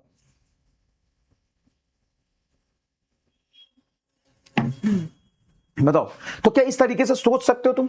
और ये तुमको सोचना है बेटा, इसमें एक्स एक्सिस और वाई एक्सिस के मोशन को सेपरेट कर पा रहे हो कि इसमें एक्स एक्सिस और वाई एक्सिस के मोशन को सेपरेट कर पा रहे हो? देखो यहां पर बॉल को जब मैंने फेंका तो यहां पर गया 3 सेकंड में, यहां पे गया 5 सेकंड में, तो यहां से यहां तक जाने का टाइम 2 सेकंड रहा होगा। अब 2 सेकंड में ये थोड़ा ऊपर गया फिर नीचे गया और ये हॉरिजॉन्टल चला है। तो एक्स एक्सिस के मोशन को देखिए तो एक्स एक्सिस में जितनी वेलोसिटी हम देते हैं u cos थीटा, हमेशा u cos theta, u cos theta, u cos theta, u cos theta, u cos theta रहता है, और एक्स एक्सिस में कोई एक्सीलरेशन है नहीं। तो मुझे बताओ यहां से यहां तक का डिस्टेंस पता है और यहां से का टाइम पता है, फटाफट सॉल्व हो गया। ये देखो, the projectile motion shown in a figure t a b बराबर 2 सेकंड, देन क्या होगा? देखो तो particle is at b 3 second, तो बी पर पार्टिकल 3 सेकंड में है क्या? जल्दी सोचो। देखो यहां पर पार्टिकल 3 सेकंड में है क्या?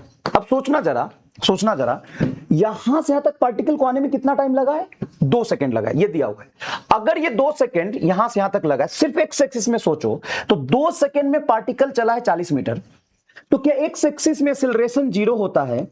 तो एक्स एक्सिस की वेलोसिटी कांस्टेंट होगा, तो मोशन यूनिफॉर्म होगा। हाँ सर, मोशन तो यूनिफॉर्म होगा। अगर एक्स का मोशन यूनिफॉर्म है, 2 सेकंड में चला है 40, तो 1 सेकंड में चलेगा 20 मीटर। यहां पे मतलब 1 सेकंड हो रहा होगा टाइम, यहां पे 1 सेकंड हो रहा होगा, यहां एग्जैक्टली टाइम 1 सेकंड हो रहा होगा, यहां से यहां तक 2 और लगा तो टोटल टाइम यहां पे 3 सेकंड हो जाएगा। पहला सही है, सोचो, पहला सही है, पहला सही है, मजा आया कि नहीं? पहला सही है, चलो बताओ, पहला सही है। दूसरा सोचो, दूसरा सोचो, maximum height of the projectile is 20 metre. अच्छा, मैक्सिमम हाइट कितना है? तो ऐसे सोचो, मैक्सिमम हाइट हमसे पूछा है, तो इक्वेशन ऑफ ट्रेजेक्टरी लगा सकते हैं। यहां पर इक्वेशन ऑफ ट्रेजेक्टरी लगा सकते हैं। ये 20 है, ये 40 है, और ये दोनों हाइट सेम है, तो ये भी 20 होगा। तो लिख सकते हो 15 बराबर मैक्सिमम हाइट,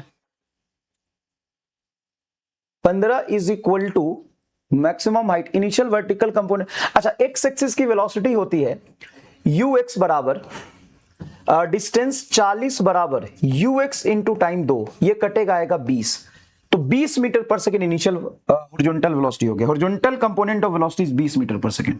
ये तुम्हारा 20 मीटर पर सेकेंड हो गया। ये देखो, ये 20 मीटर पर सेकेंड हो गया। टोटल टाइम यहां पर है, तो यहां तक आने का total time of flight 4 second हो जाएगा। Total time of flight 4 second हो जाएगा। 2 ui बाई जी होता है, जी हो गया 10, 40 20, ui भी हो गया 20, मतलब ये भी सही है। तो मैक्सिमम हाइट 20 मीटर भी सही हो जाएगा जब ये 3 सही है। तो ऑल आर करेक्ट आ रहा है क्या? वैसे चेक कर लेना मैक्सिमम हाइट इतना आ रहा है कि नहीं। बिल्कुल आ रहा होगा। मैक्सिमम हाइट भी तुमको समझाता हूं। अरे बहुत बढ़िया सवाल है यार, मजा आ गया भाई। पीएचडी करने वाला सवाल है ये, पीएचडी करने वाला सवाल है। हर डायमेंशन में सोचना सिखाता हूं तुमको। यहां पे ऑल आर करेक्ट है।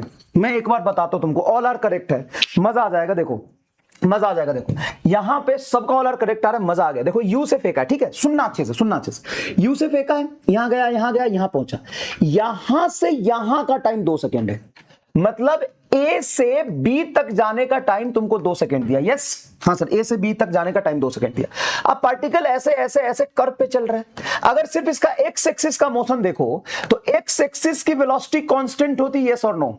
एक्स का एक्सीलरेशन 0 होता है, यस और नो। तो मोशन यूनिफॉर्म हो गया। यूनिफॉर्म मोशन का मतलब है equal distance in equal time. यहां से यहां तक सिर्फ एक्स में देखो तो 2 सेकेंड में 40 मीटर चला है, तो 1 सेकेंड में 20 चलता। तो यहां से यहां तक भी तो एक्स की वेलोसिटी कांस्टेंट है, तो 1 सेकेंड में 20 चलेगा। अगर 20 चला तो यहां पे टाइम हो रहा है 1 सेकेंड, और यहां से यहां का टोटल टाइम 2 सेकेंड है। 1 सेकेंड हो चुका है, तो यहां का टाइम हो जाएगा टोटल 3 सेकेंड। चलो ये सही हो गया। हाँ, maximum height of the projectile is 20 metre. ये देखो समझाता हूं कैसे। एक बात बताओ कि यहां पे मैक्सिमम हाइट है, हाँ सर ये मैक्सिमम हाइट है। मुझे बताओ यहां से यहां तक जाने का कितना टाइम है? Sir 1 second. भाई एक से यहां तक आने में 2 सेकेंड लगा है, ए से बी तक 2 सेकेंड लगा है, तो मिड तक आने में यहां पे 1 सेकेंड लगा होगा। यहां पे इसकी हॉरिजॉन्टल वेलोसिटी बची है, वर्टिकल हो गई 0। अगर मैं वर्टिकल मोशन सोचूं, अगर वर्टिकल वेलोसिटी 0 तो वर्टिकली मैं इसको रेस्ट में मानूं, सिर्फ वाई एक्सिस में इसका वर्टिकल वेलोसिटी 0 रेस्ट में। रेस्ट से 1 सेकेंड तक चलने में पार्टिकल नीचे 5 मीटर चलता है। हाँ, ये टोटल 15 मीटर था और ये 5 मीटर, 15 और 5 20 मीटर मैक्सिमम हाइट। मजा आ गया तो कमेंट बॉक्स में दिल बना दो। देखो मैं क्या कह रहा हूं, मैं कह रहा हूं कि पार्टिकल को ऐसे फेंका, यहां से यहां तक मुझे पता है कि ये 15 मीटर है, ठीक है, ये हाइट 15 मीटर है। पार्टिकल यहां है 1 सेकेंड पर और यहां है 3 सेकेंड पर। मैक्सिमम हाइट पर ये 2 सेकेंड पर होगा। मैक्सिमम हाइट पे वर्टिकल वेलोसिटी बोलो। मैक्सिमम हाइट तब होता है जब पार्टिकल हॉरिजॉन्टल चल रहा है, उसकी वेलोसिटी ऊपर 0 हो गई। अगर ऊपर थोड़ी भी वेलोसिटी बचा है तो पार्टिकल ऊपर जाएगा ना। मैक्सिमम हाइट पे वर्टिकल वेलोसिटी 0, हाँ, मतलब वर्टिकली में मैं रेस्ट में मानूं तो सिर्फ वर्टिकल मोशन अगर देखोगे तो यहां से पार्टिकल यहां आया, बताओ यहां पर 2 सेकेंड हो रहा था, यहां पे 3 सेकेंड, 1 से 1 2 सेकेंड, 2 1 3 सेकेंड। 1 सेकेंड में पार्टिकल यहां तक आया। 1 सेकेंड में रेस्ट से पार्टिकल वर्टिकल डायरेक्शन में कितना चलता है? 5 मीटर। रेस्ट से वर्टिकल डायरेक्शन में 1 सेकेंड में कितना चलता है? 5 मीटर। रेस्ट से वर्टिकल डायरेक्शन में 1 सेकेंड में कितना चलता है? 5 मीटर। ये 15 और 5 20 मीटर आंसर। सोचो तो आप ये देखो, ये प्रोजेक्टाइल में मैंने आपको बताया है कि इसका वर्टिकल डायरेक्शन में जो मोशन होता है पूरा मोशन अंडर ग्रेविटी है। मान लो पार्टिकल को मैंने फेंका है 40√2 से, एंगल है 45 डिग्री।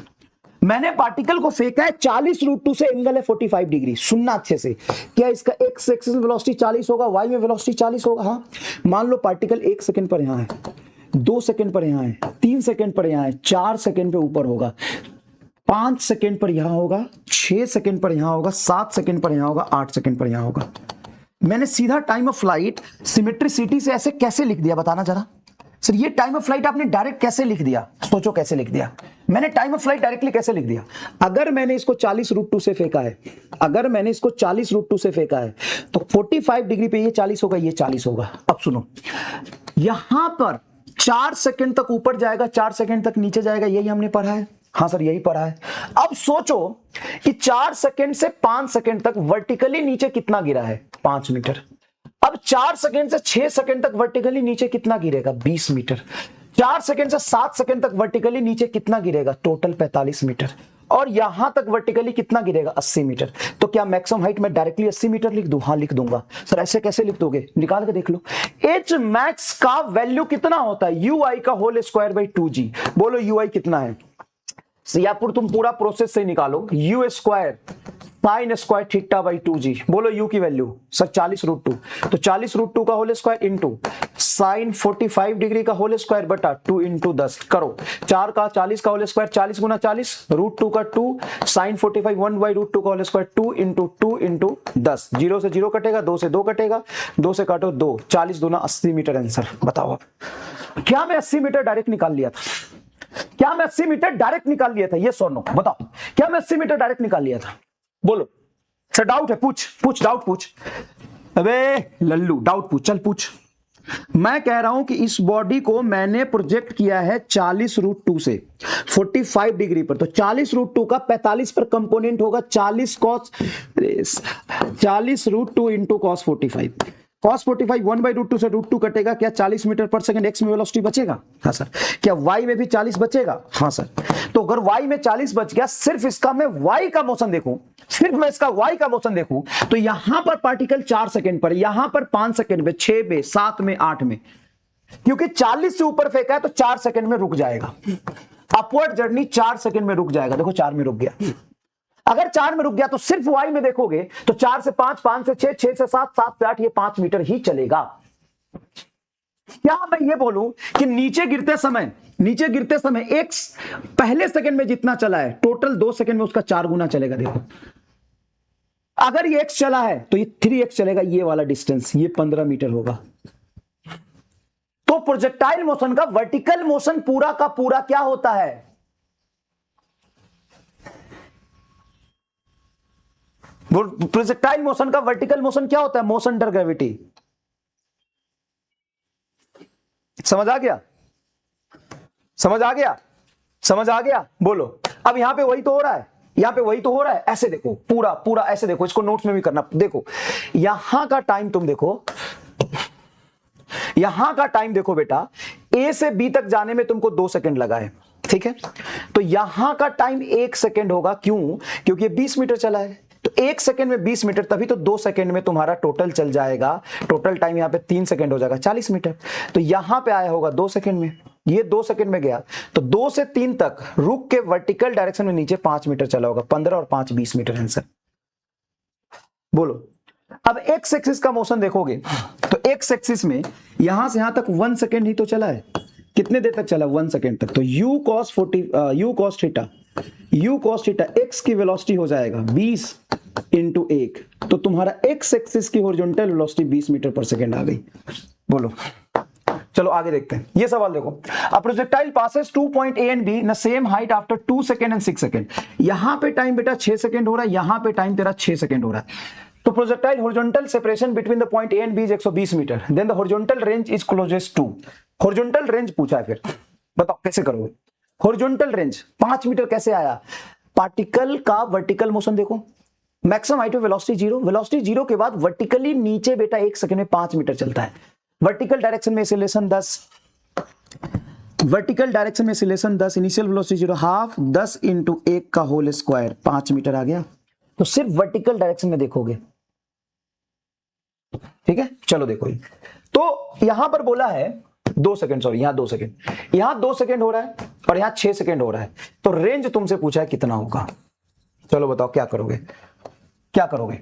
एक लाइन में आंसर निकालना तुम सीख जाओ। सिर्फ एक्स एक्सिस का मोशन देखो, तो एक्स में यहां से यहां तक कितना टाइम लगा है? 4 सेकंड।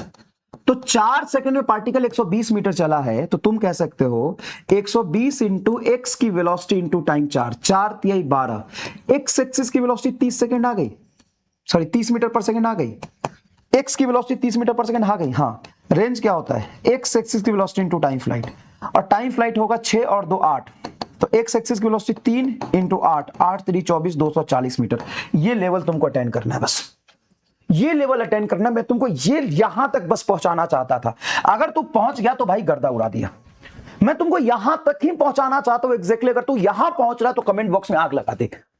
ये है प्रोजेक्टाइल मोशन का जलवा। मैं तुमको यही पहुंचाना चाहता हूं। देख सिंपल सी बात है, यहां से यहां तक आने में पार्टिकल को 4 सेकंड लगा। हाँ, मैं कह रहा हूं कि x की डिस्टेंस बराबर x की वेलोसिटी इंटू टाइम। x की डिस्टेंस 120, x एक्सिस की वेलोसिटी इंटू टाइम 4, 4 तिहाई 12, x एक्सिस की वेलोसिटी आ गई 30 मीटर पर सेकंड। यहां से यहां तक मुझे रेंज पूछा है। रेंज क्या होता है? x की वेलोसिटी टाइम फ्लाइट, x की वेलोसिटी 30 इंटू 8 240 मीटर। अब तू बोलेगा सर एक्सीलरेशन कहां गया? अब तू बोलेगा सर एक्सीलरेशन कहां गया? एक्सीलरेशन है ही नहीं एक्स में। तो सर सिर्फ ये तो प्रोजेक्टाइल है, सिर्फ एक्स एक्स क्यों रख रहे हो? क्योंकि मुझे एक्स की डिस्टेंस दी और एक्स की डिस्टेंस पूछी है। मुझे एक्स की डिस्टेंस दी और एक्स की डिस्टेंस पूछी है। बता तू पहुंच गया कि नहीं पहुंच गया? बता पहुंच गया कि नहीं? और इसी का अगर इसी तरह के सवाल में मैं तुमको बस इतना कह रहा हूं बेटा, मैं तुमको इतना कह रहा हूं कि मान ले ऑब्जेक्ट को मैंने 50√2 मीटर पर सेकेंड से फेंका है। नहीं 50 से मत फेंक, तू पूरे 50 से ही फेंक। √2 हटा, यहां पे एंगल है तेरा मान ले 37 डिग्री। बता एक्स एक्सिस की वेलोसिटी क्या होगा? ux होगा तेरा u cos 37, ये आएगा तेरा 40, निकाल के दे, और ये आएगा 30। अब मैं कह रहा हूं ये प्रोजेक्टाइल हो गया, ये प्रोजेक्टाइल हो गया। 50 से 36 पर फेंका है ना? 50 से 37 पर फेंका है, 50 से 37 पर फेंका है। ये वेलोसिटी हो गई तेरी 40 और ये हो गई u sin 37। u है तेरा 50, sin 37 होता है 3/5। ये कटा 10, ये 30 मीटर पर सेकेंड आंसर आ गया। ठीक है भाई? हाँ sir 30 metre per second answer होगा। अब मैं कह रहा हूं अगर 30 से फेंका है 3 सेकंड में पार्टिकल रुकेगा तो ये मैक्सिमम हाइट पर 3 सेकंड में जाएगा, ये कह रहा हूं। और इसका total time of flight 6 second होगा, ये कह रहा हूं। सर कैसे? 50 से फेंका तो इसकी वर्टिकल वेलोसिटी कितनी मिली? 30। 50 से फेंका तो इसकी वर्टिकल वेलोसिटी कितनी मिली? 30। 30 से फेंकने पर 1 सेकंड में इसकी वर्टिकल वेलोसिटी होगी 20, अगले 1 सेकंड में होगी 10 और यहां पे होगी इसकी vertical velocity 0। What I'm saying? I'm saying कि बाहर में जाए एक्स एक्सिस, मैं सिर्फ y में सोचूं तो 30 मीटर पर सेकंड इसका वर्टिकल वेलोसिटी है, तो 3 सेकंड में ऊपर जाएगा, 3 सेकंड में नीचे आएगा। मैं ये कह रहा हूं। और सुन x, मैं पूरा इसको ना एक डायग्राम बना के अच्छे से कराता हूं। इस प्रोजेक्टाइल मोशन की ऐसी तैसी करता भी देखना, तू ये समझना प्रोजेक्टाइल आज, और इसको कॉपी में भी नोट करना। देख, अगर मैं ऑब्जेक्ट को 50 मीटर पर सेकंड से 37 डिग्री पर फेंका है तो एक्स एक्सिस के लॉन्ग वेलोसिटी होगी 50 cos 37। 50 cos 37 की वैल्यू होती है 4/5, 10 40 मीटर पर सेकंड। बेटा रुक जाना, तो 40 मीटर पर सेकंड से एक्स में फेंका है। मैं जो समझाना चाहता था वहां तक तुमको लेके तो जाऊं। और ui होगा तेरा 50 sin 37, 50 3/5, 10 से कटेगा तो 30 मीटर पर सेकंड आ गया। अब मैं कह रहा हूं कि पार्टिकल को जो मैंने फेंका है ऊपर 30 से और आगे 40 से, ये पार्टिकल का पाथ होगा। अब मैं कह रहा हूं कि सिर्फ y देखो तो 30 मिला, तो थोड़ी देर बाद y की वेलोसिटी तुम्हारी 20 होगी एग्जैक्टली 1 सेकंड बाद। 2 सेकंड बाद y की वेलोसिटी 30 से कट के 20, 20 से कट के 10 होगी और अगले 1 सेकंड के बाद y की वेलोसिटी 0 होगी। ये बात मानते हो कि नहीं? हाँ सर ये बात मानते हैं, ये बात मानते हैं। अब बताओ, यहां पे एग्जैक्टली 3 सेकंड, 4 सेकंड पर इसकी वेलोसिटी नीचे होगी 10, एग्जैक्टली इसकी 5 सेकंड पर वेलोसिटी होगी नीचे 20 और एग्जैक्टली इसकी 6 सेकंड पर वेलोसिटी नीचे होगी 30। बोलो, हर 1 सेकंड में इसकी एक्स की वेलोसिटी वही रहेगी 40, 40, 40, 40, 40 और 40। अब सुनना, क्या एक्स एक्सिस की वेलोसिटी चेंज हुई? नहीं। क्यों नहीं चेंज हुई? क्योंकि एक्स में एक्सेलरेशन 0 है। अब सोचो कि एक्स की वेलोसिटी यहां भी 40, यहां भी 40, यहां भी 40, यहां भी 40, यहां भी 40, यहां भी 40, एक्स की वेलोसिटी सेम। वाई की वेलोसिटी ऊपर 30 दी, 30 से 1 सेकंड बाद 20, अगले 1 सेकंड बाद 10, अगले 1 सेकंड बाद 0। अब मुझे ये बताओ कि ये डिस्टेंस पार्टिकल कितना चला होगा? 5 मीटर के अलावा क्या चला होगा? क्योंकि फाइनली यहां पर वेलोसिटी रुका है वाई एक्सिस में, एक्स में चल रहा है ना, वाई में तो वेलोसिटी 0 है। वाई में वेलोसिटी 0 और 1 सेकंड में वाई में वेलोसिटी नीचे 10 मीटर पर सेकंड आगे, तो कितना चलेगा वाई में? मैं ये नहीं पूछ रहा कि ये कितना चला, मैं कह रहा हूं वाई में कितना चला। अगले 1 सेकंड में ये 15 मीटर चलेगा, अगले 1 सेकंड में और ये कितना चलेगा? 15, 25। अब बोल 25 और 15, सर 30, 14, 40, 40, 45, मैक्सिमम हाइट 45 मीटर है क्या इसका? अब मैंने वर्टिकल डायरेक्शन में कोई इक्वेशन ऑफ मोशन नहीं लगाया, मैक्सिमम हाइट का फॉर्मूला नहीं लगाया, मैं सीधा कह रहा हूं कि मैक्सिमम हाइट इसका 45 मीटर होगा, चाहे तो जैसे भी कर ले। मैक्सिमम हाइट इसका 45 मीटर होगा, चाहे तो जैसे भी कर ले।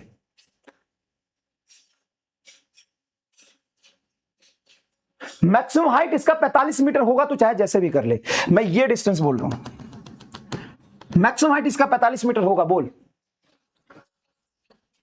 भाई भाई भाई, वाई एक्सिस की मोशन अलग करो और एक्स एक्सिस की मोशन अलग करो। जब आप वाई एक्सिस की मोशन करोगे तो 50-37 डिग्री पर फेंका है तो ये होगा 30 मीटर पर सेकंड। 30 से अगले एक सेकंड में ये 20 मीटर पर सेकंड होगा, क्योंकि वर्टिकल डायरेक्शन में एक्सीलरेशन है 10 मीटर पर सेकंड स्क्वायर, लेकिन एक्स में कोई एक्सीलरेशन नहीं है, इसलिए एक्स की वेलोसिटी कांस्टेंट रहेगी। और अगर तुम्हें मैक्सिमम हाइट का फॉर्मूला लगा के करना है तो एच मैक्स कर ले यू वाई का होल स्क्वायर बाई 2g या you square sine square theta by 2g, ऐसे कर ले, ऐसे कर ले। बताओ क्या तुमको एहसास हो गया कि सर इसका वर्टिकल मोशन तो पूरा मोशन अंडर ग्रेविटी? हाँ, यही तो मैं तुमको सिखाना चाह रहा था, यही तो मैं तुमको सिखाना चाह रहा था। क्या ये गैलीलियो रेशियो को प्रोजेक्टाइल मोशन भी फॉलो करता है? हाँ, गैलीलियो रेशियो को प्रोजेक्टाइल मोशन फॉलो करता है। अब सुनो, अब सुनो, एक्स एक्सिस में तुम बोलो ये डिस्टेंस कितना होगा, तुमको पता है ये डिस्टेंस होगा 40 और एक 40 मीटर होगा, ये होगा 40 मीटर। और एक्स एक्सिस में मोशन यूनिफॉर्म है वैसे भी, तो टोटल टाइम फ्लाइट 6 सेकंड में एक्स में कितना चल जाएगा? तो 40 गुना 6, 6 चौका 40, 240 मीटर इसका रेंज आएगा, 240 मीटर इसका रेंज आएगा। बताओ 240 मीटर इसका रेंज आएगा। तो ये वाली चीज ही तुमको मैं फील दिलाना चाहता था, इसलिए सवाल करा। ये देखो, a trajectory of the projectile y बराबर x 1 minus x where y and x are in the meter, then choose the correct option. Horizontal range is 1 meter, angle of projection is 45 degree, the horizontal range is 2 meter and horizontal range is horizontal range is 30। नहीं, angle of projection 30 लिख रहा होगा। देखो मैंने जो सवाल उठाया ना 2-3, वो डेटा में थोड़ा गड़बड़ था बेटा, टाइपिंग मिस्टेक है। चलो देखो, the trajectory of the projectile, और जो क्वेश्चन छोड़ा है ना मैं कल करा दूंगा। तो इक्वेशन ऑफ ट्रेजेक्टरी तुमको दिया x 1 minus x, तो x इंटू 1 minus x को कंपेयर करो, x is equal to y is equal to x tan theta into 1 minus x by r। अगर तुम कंपेयर करोगे इस इक्वेशन को स्टैंडर्ड से, तो नीचे 1 है नीचे r है, तो r 1 मीटर सही है, और यहां पे भी 1 है, और tan थीटा के जगह पे देखो यहाँ पे 1 है, x into 1 x into tan theta, tan theta अगर 1 है तो थीटा तुम्हारा 45 डिग्री हो जाएगा, एकदम सही है। अब एक ऐसा सवाल दूं पेन वाला, 1 और 2 करेक्ट है, बिल्कुल सही बेटा, 1 और 2 करेक्ट है, 1 और 2 करेक्ट है। एक ऐसा सवाल दूं पेन वाला, अगर तू उसको सही कर लिया तो पेन मिलेगा धुआंधार एकदम, तुरंत के तुरंत। एक ऐसा सवाल दूं पेन वाला, पेन वाला सवाल देता हूं, देख इधर, पेन वाला सवाल देता हूं, शानदार देखना। ये सवाल को ध्यान से पढ़ना, बहुत अच्छा सवाल है।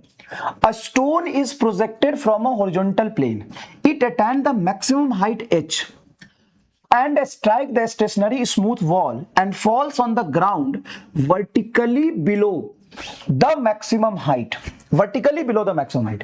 Assume the collision is to be elastic, मतलब rebound with same speed, rebound with same speed, elastic मतलब सेम स्पीड से रिबाउंड होगा। The height of the point on the wall where the ball will strike is, height of the point on the wall where ball will strike is. चलो ये सवाल देखो ध्यान से, देखो ध्यान से। सवाल ये बोला कि मैंने पार्टिकल को किसी वेलोसिटी से प्रोजेक्ट किया, स्पीड नहीं पता, सुनना ध्यान से। पार्टिकल को किसी वेलोसिटी से फेंका, हमें स्पीड नहीं पता, ठीक है। पार्टिकल ऐसे गया ऐसे गया ऐसे गया ऐसे गया, ये मैक्सिमम हाइट को अटेंड किया। मैक्सिमम हाइट वहां पे होता है जहां पे वर्टिकल वेलोसिटी हो जाती है 0 और सिर्फ हॉरिजॉन्टल में पार्टिकल u(x) से चल रहा होता है। अब पार्टिकल आगे गया, कहीं पे यहां टकराया और टकराने के बाद रिबाउंड होकर मैक्सिमम हाइट के नीचे गिर गया, ठीक है। कहां गिर गया? मैक्सिमम हाइट के नीचे गया। तो वो कितने हाइट पर टकराया होगा, दीवार पे पूछा है। मैक्सिमम हाइट तुम्हारा h है, करो, मैक्सिमम हाइट तुम्हारा h है। सोचो ये कौन सा सवाल का आंसर था भाई, हट। चलो ये पोल क्रिएट कर रहा हूं मैं, टाइमलेस पोल क्रिएट कर रहा हूं।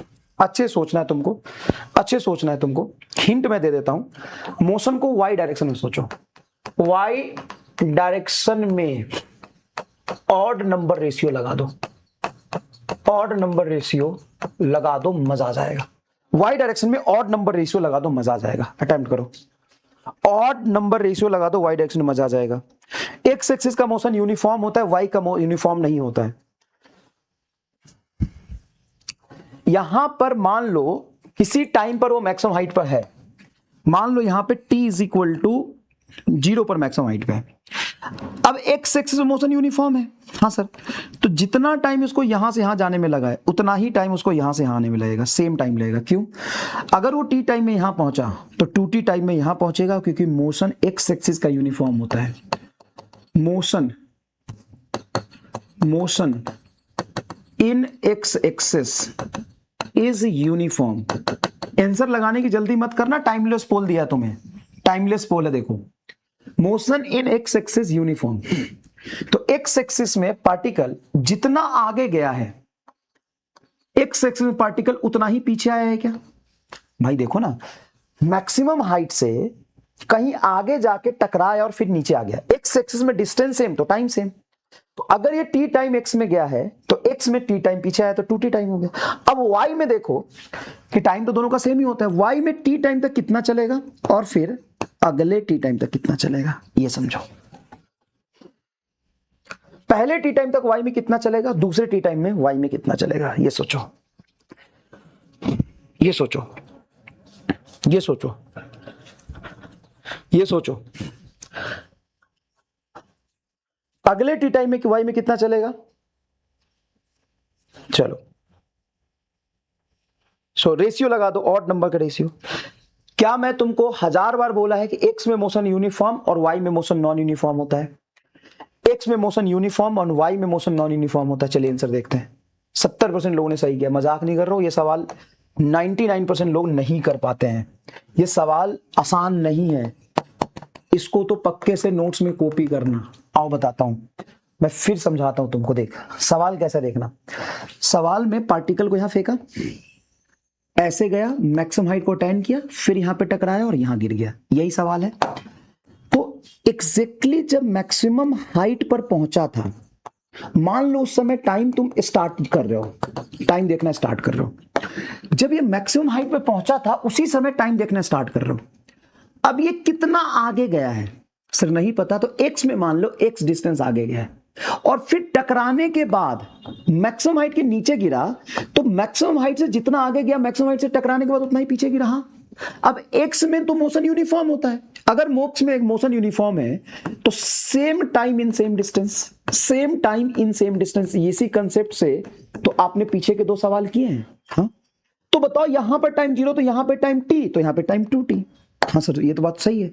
अब ऐसे समझो कि अगर पार्टिकल y डायरेक्शन में रेस्ट से t टाइम में अगर कुछ भी मान लो कि y चलता है, y मान लिया, तो ये 3y चलेगा, y प्लस 3y 4y बराबर h, तो y बराबर h/4। और तुमसे पूछा ये 3y इसकी हाइट कितनी होगी, तो h बराबर 3y, 3 बाहर, y की value h/4, 3h/4 is the correct answer. Advance का सवाल है ये, एडवांस का सवाल है। अगर तुमने ये सही किया है इसी सोच से तो +1 ऐड कर लो। अच्छा इसका अप्रोच क्या है, सोचो अप्रोच क्या है। इसका अप्रोच है कि y एक्सिस का motion non uniform, y motion non uniform, non uniform, uniform, odd ratio applicable, ratio applicable, odd ratio यहां पे एप्लीकेबल होगा, सही बात है। हाँ सर, और एक्स एक्सिस में मोशन यूनिफॉर्म होता है तो सेम टाइम में सेम डिस्टेंस चलेगा। तो देख बेटा, यहां से मैक्सिमम हाइट से अगर देखोगे तो जितना दीवार तक का डिस्टेंस है, दीवार से वापस उतना ही डिस्टेंस आया, और इलास्टिक कोलिजन में सेम ही स्पीड रहेगी, तो जिस स्पीड से टकराया उसी स्पीड से वापस आया। तो एक्स में यूनिफॉर्म मोशन होने की वजह से सेम डिस्टेंस में सेम टाइम, यहां से यहां तक जितने टाइम में आगे आया उतने ही टाइम में नीचे गिरा। तो पहले टी टाइम में अगर y चलता है तो दूसरे टी टाइम में 3y चलेगा। गैलीलियो रेशियो यहां पे लग जाएगा, गैलीलियो रेशियो लग जाएगा। और अगर आपने यही सोच के जवाब दिया है तो तब आप +1 पेन ऐड करिएगा, वरना कई लोग गूगल से जवाब दे रहे होंगे तो वो तो लड्डू ऐड करेंगे, कुछ भी ऐड नहीं करेंगे। वो कुछ भी ऐड नहीं करेंगे। बताओ मजा आया कि नहीं आया? इसमें क्या सोचना है, एक्स में मोशन यूनिफॉर्म और वाई में नॉन यूनिफॉर्म। तो एक्स में मोशन यूनिफॉर्म है तो सेम डिस्टेंस के लिए सेम टाइम लगेगा, तो यहां से यहां टी टाइम, तो यहां से यहां 2t टाइम। ये इंपॉर्टेंट है समझना। और वर्टिकल डायरेक्शन में गैलीलियो रेशियो जो यहां पे लगा के दिखाया तुमको अभी, इसीलिए तुमको क्या लगा ये मैं क्यों पढ़ा रहा था?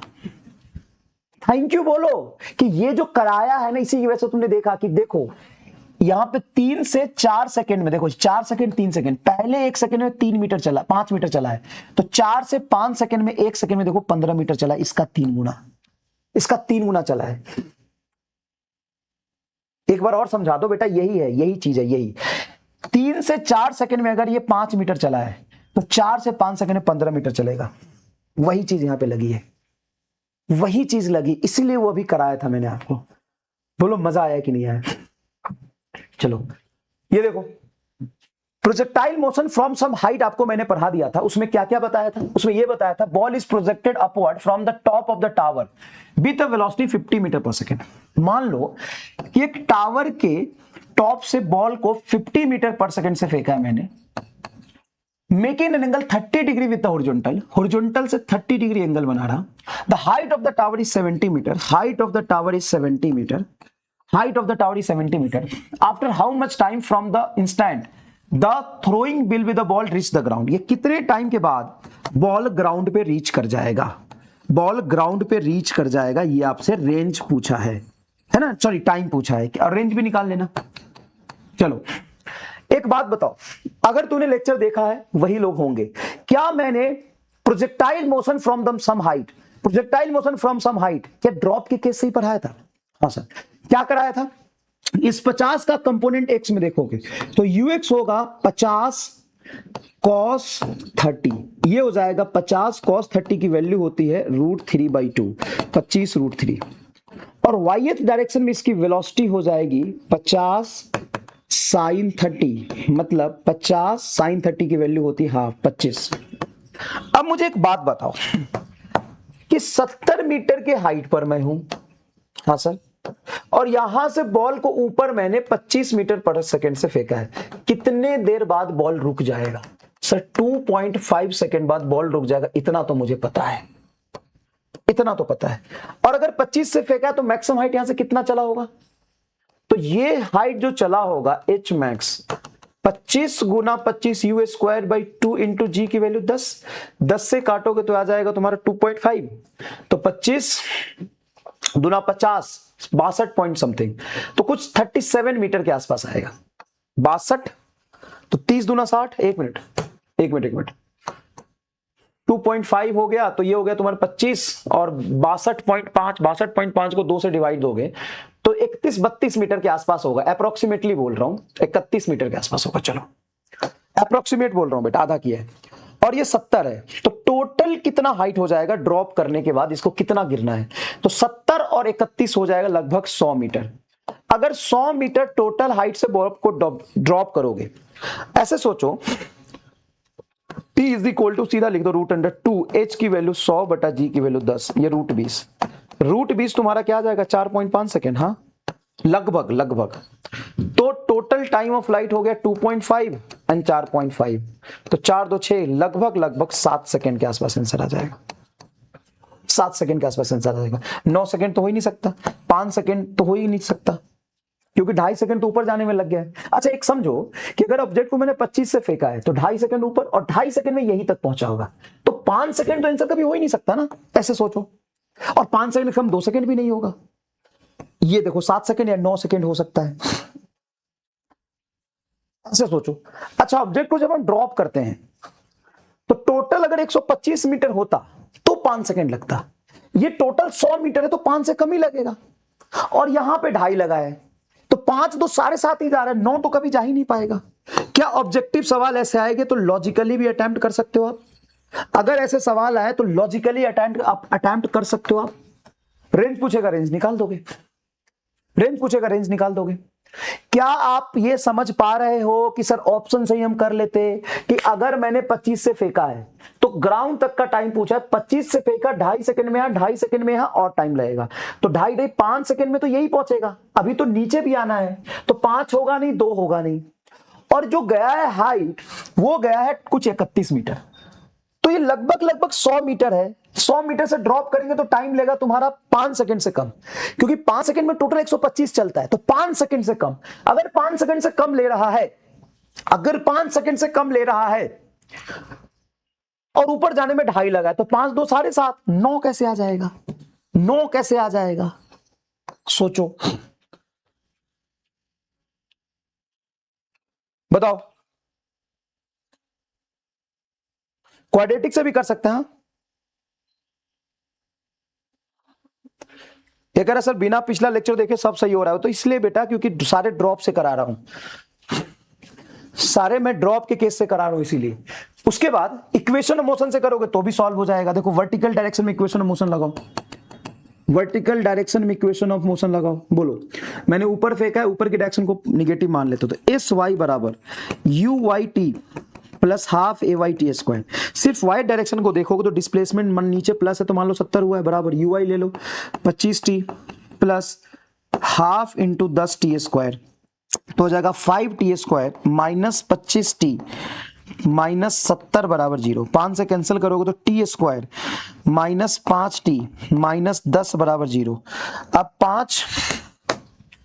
5 ही तो बचा है। हाँ, अब इसको लिख सकते हो तुम 7 5 टी माइनस 10,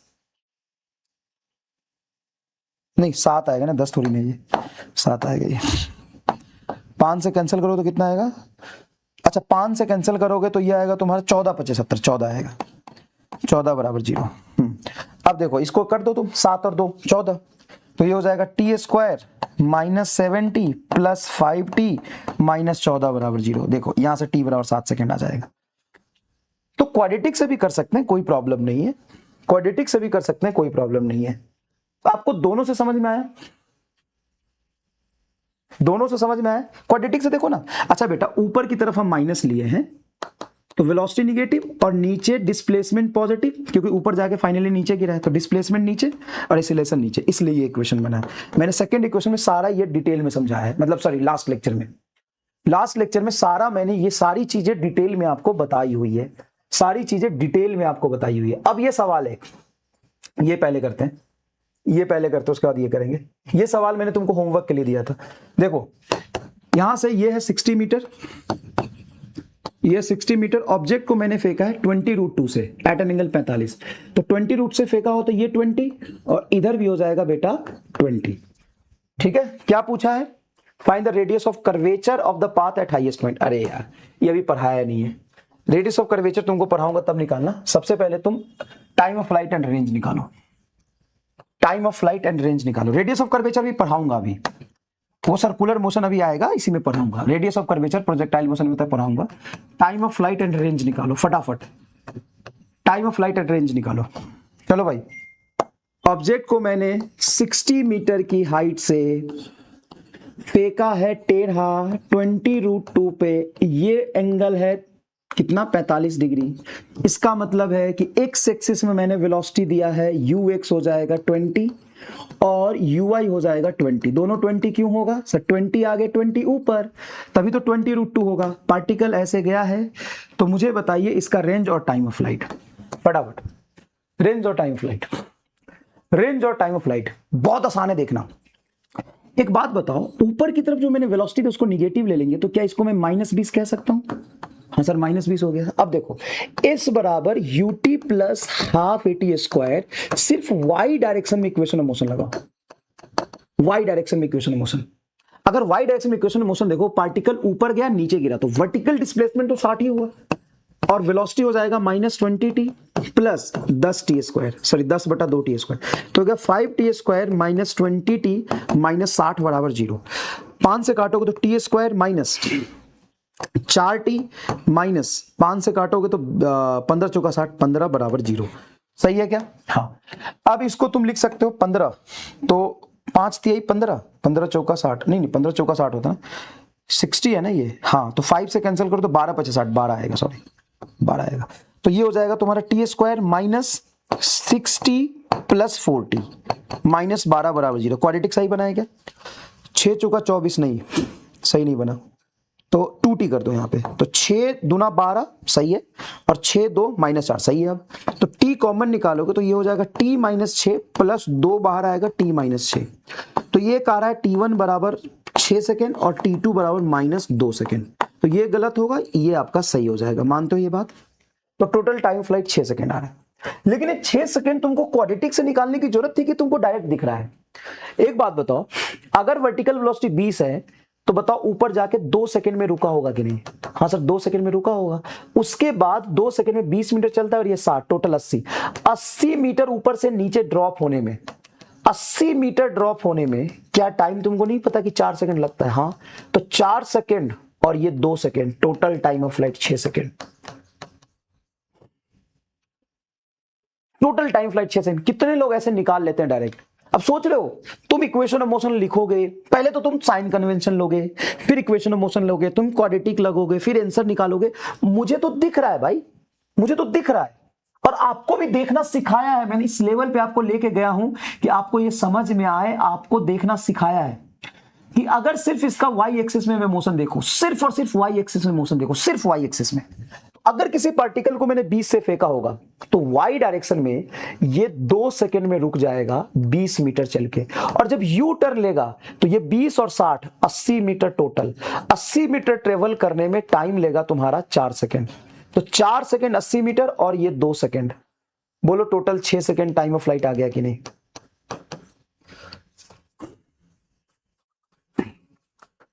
हॉरिजॉन्टल रेंज निकाल लोगे, ठीक है। सेम उसी तरीके का ये सवाल है, इसमें क्या किया है, 37 डिग्री पर नीचे फेंका है, तो इसका एक्स एक्सिस की वेलोसिटी निकाल लो और वाई की वेलोसिटी नीचे निकालो। तो वाई की वेलोसिटी हो जाएगा 50/3 इंटू कॉस 37, तो ये हो जाएगा 500/3, सॉरी कॉस 37 हो जाएगा 4/5, तो सॉरी नीचे साइन 37 होगा बे, इधर 37 डिग्री है तो इसके साइन 37 नीचे होगा, साइन 37 होता है 3/5, ये कट गया, 100 मीटर पर सेकेंड नीचे आया वेलोसिटी, 100 मीटर पर सेकेंड नीचे आया वेलोसिटी। अब कैसे करोगे बताओ? तो सिंपल सी बात है, नीचे इक्वेशन ऑफ मोशन लगा लेते हैं, सारी चीजें नीचे हो गई। बताओ यहां से कितना वर्टिकल नीचे गिरा? 1500 बराबर नीचे की तरफ वेलोसिटी कितना है? 100t plus 10t², 10 into 2 5t², तो ये हो जाएगा 5t² plus 100t minus 1500 is equal to 0। Time of flight यहां से आ जाएगा। सब कुछ नीचे बेटा, और सिर्फ vertical direction, motion in a vertical direction लिया है, मोशन इन वर्टिकल डायरेक्शन लिया है। क्या motion in a vertical direction लेके पूरा चीज निकल जाएगा? क्या motion in a vertical direction लेके पूरी चीजें निकल जाएगी? Motion in a vertical direction लेके पूरी चीजें निकल जाएगी। देखो नीचे की तरफ वेलोसिटी बोलो प्लस, नीचे की तरफ यहां से यहां तक देखो पार्टिकल ऐसे फेंका यहां गिरेगा, तो वर्टिकल डिस्प्लेसमेंट तो यही हुआ ना, vertical displacement, vertical velocity, vertical acceleration. बोलो बोलो बोलो, क्लियर है? तो ये सारी चीजें सॉल्व हो जाएगी। अब यहां पे एक सवाल ऐसा मैंने जानबूझ के दिया है क्योंकि मैं तुम्हें अंधेरे में नहीं रखना चाहता, ये एम्स का पूछा हुआ सवाल है। अब मैंने जानबूझ के इसलिए दिया क्योंकि इसमें बिना क्वाड्रेटिक से गेस करना थोड़ा टफ होगा। क्यों टफ होगा बताता हूं। पार्टिकल को फेंका है 5 मीटर पर सेकंड से एट एन एंगल 37 डिग्री, तो ऑब्वियस सी बात है इसका वर्टिकल वेलोसिटी कितना हो जाएगा? यूआई हो जाएगा 5 साइन 37, साइन 37 होता है 3/5, तो 5 से 5 कट गया, 3 मीटर पर सेकंड इसकी वर्टिकल वेलोसिटी है। तो इसकी वर्टिकल डायरेक्शन में वेलोसिटी हो गई 3 मीटर पर सेकंड। पार्टिकल कहीं ऊपर जाएगा फिर नीचे गिरेगा अगर वर्टिकल डायरेक्शन ही देखे तो, और जिस टावर से मैंने फेंका था उसका हाइट है 36 मीटर। अब इसका टाइम ऑफ फ्लाइट कैसे निकालोगे? तो क्या डायरेक्टली बिना क्वाड्रेटिक से थोड़ा सा मैथमेटिकली सोचना लेंदी होगा? हालांकि तुम कर सकते हो, टफ नहीं है, लेकिन थोड़ा सा सोचना टफ होगा, एग्जैक्टली टफ होगा, क्योंकि ये टूकेगा पता है कितने देर में? बताओ यहां से यहां तक का टाइम कितना हो जाएगा? t1 u/g मतलब 0.3 सेकेंड, और 0.3 सेकेंड पे रुकने के बाद ये नीचे गिर रहा है, ये तुम्हारा कितना होगा टाइम? ये देखना थोड़ा टफ है। तो तुम क्वाड्रेटिक लिखोगे बेटा s बराबर ut प्लस हाफ at², जो कि मैंने लिखना सिखाया है इन y डायरेक्शन। मुझे y डायरेक्शन में नीचे की तरफ अगर मैं पॉजिटिव ले लूं, ऊपर की तरफ निगेटिव लूं, तो बताओ पूरे जर्नी में पार्टिकल यहां से यहां तक वर्टिकल में कितना डिस्प्लेसमेंट चला है? 36। वर्टिकल वेलोसिटी है -3 इंटू टी प्लस हाफ जी की वैल्यू 10 इंटू टी स्क्वायर, तो ये हो जाएगा 5t square -3t -36 is equal to 0। अब बताओ 36 और 5 कितना हो जाएगा? सही लिखा है? हाँ। अब ये 36 है, हाँ एकदम सही है। तो 36 और 5 हो जाएगा तुम्हारा 180। तो 3t को तुम दो पार्ट में स्प्लिट करो, तो 5t स्क्वायर माइनस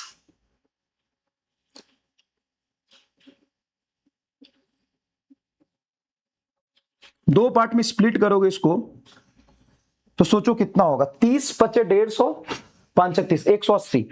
180 में तुमको स्प्लिट करना है, ठीक है ना? 180 में तो टोटल टर्म का मल्टीप्लीकेशन 180 होना चाहिए और 3t उसका डिफरेंस होना चाहिए। तो 12 और 15 तुम ले सकते हो।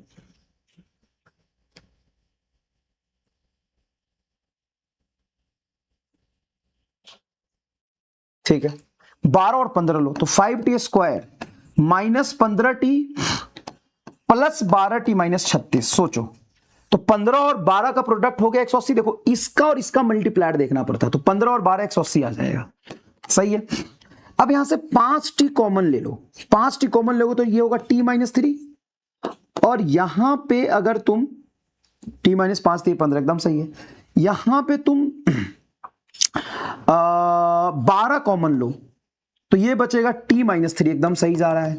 तो ये हो जाएगा 5t + 12 और ये हो जाएगा t -3 बराबर 0।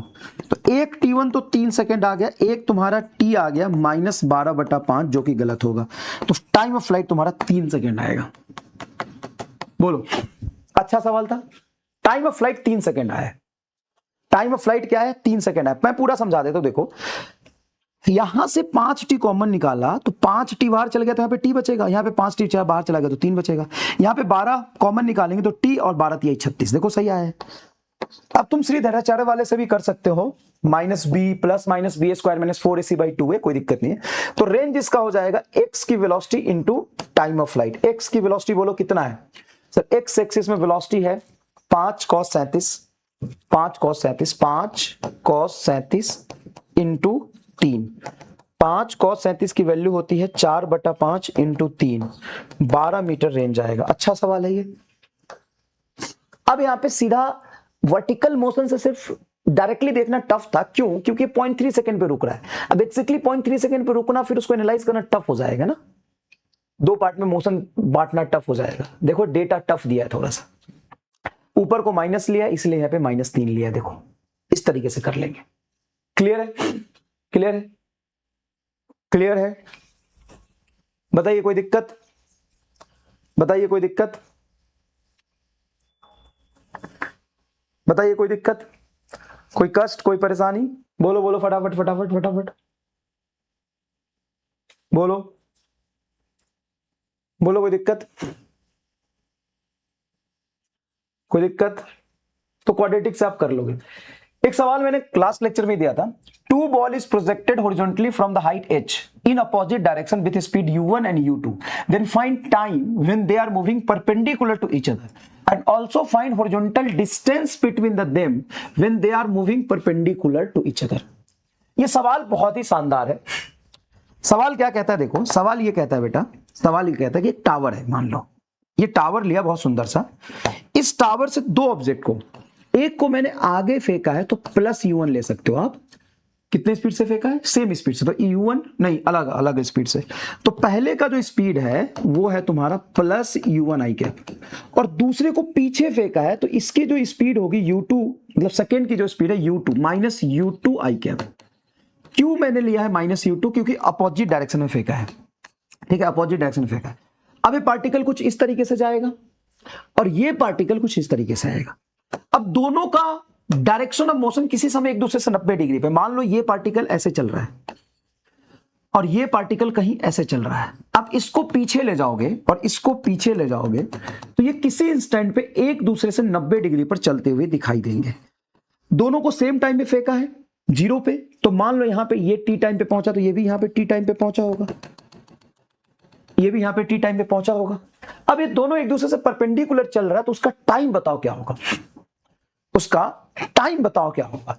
बहुत आसान है, आपको क्या करना है, आपको क्या करना है, यहां पर देखिए x axis velocity u1 i cap, तो यहां पे वेलोसिटी इसकी हॉरिजॉन्टल वाली तो u1 i कैप सेम रहेगी, y axis velocity t time के बाद क्या होगा gt j कैप। कैसे होगा gt j cap, sir initial velocity y में 0 था तो gt j कैप होगा। यहां देखो ये होगा तुम्हारा माइनस u2 i कैप, नीचे होगा gt j कैप। मैंने क्या किया, आगे की डायरेक्शन को पॉजिटिव, नीचे की डायरेक्शन को पॉजिटिव और पीछे की डायरेक्शन को निगेटिव लिया है। नीचे की डायरेक्शन को पॉजिटिव लिया तो ये प्लस जीटी जे कैप, ये भी प्लस जीटी जे कैप। एक्स एक्सिस की वेलोसिटी चेंज होती है कि नहीं, नहीं सर एक्स की वेलोसिटी चेंज नहीं होती, वाई की वेलोसिटी वाई की चेंज होती है। अगर मैं इसका वेलोसिटी लिखूं v1 यहां पे टी टाइम पे, पहले का टी से टी टाइम पे वेलोसिटी, तो वो होगा पहले का u1 i cap plus GT J cap और दूसरे का किसी टी टाइम पे होगा minus u2 i cap plus GT J cap. अगर मैं पहले कह रहा हूं कि दोनों वेलोसिटी एक दूसरे के परपेंडिकुलर है तो उनका डॉट प्रोडक्ट जीरो, इसका इसका डॉट लो, तो u1 i कैप का u2 i कैप के साथ लोगे तो u1 u2 with negative sign, i1 ij 0 j i 0, इसका हो जाएगा प्लस gt का होल स्क्वायर बराबर 0। इसको इधर ले जाओ, gt बराबर हो जाएगा gt का होल स्क्वायर बराबर हो जाएगा u1 इंटू u2, इसका स्क्वायर इधर डाल दो तो gt बराबर हो जाएगा root under u1 into u2, तो t बराबर होगा root under u1 u2 by g। That's it, ये आ गया भाई।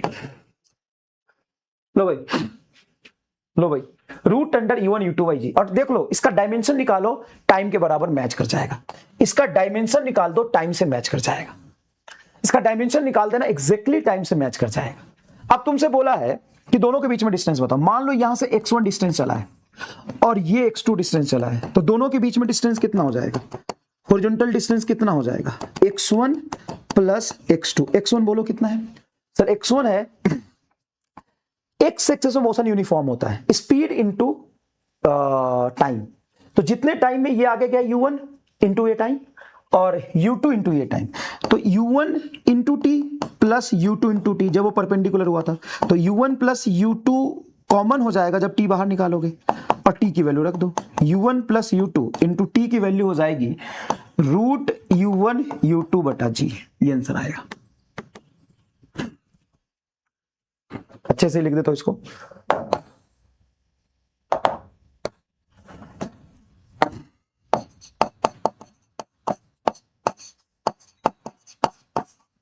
ये आंसर आएगा।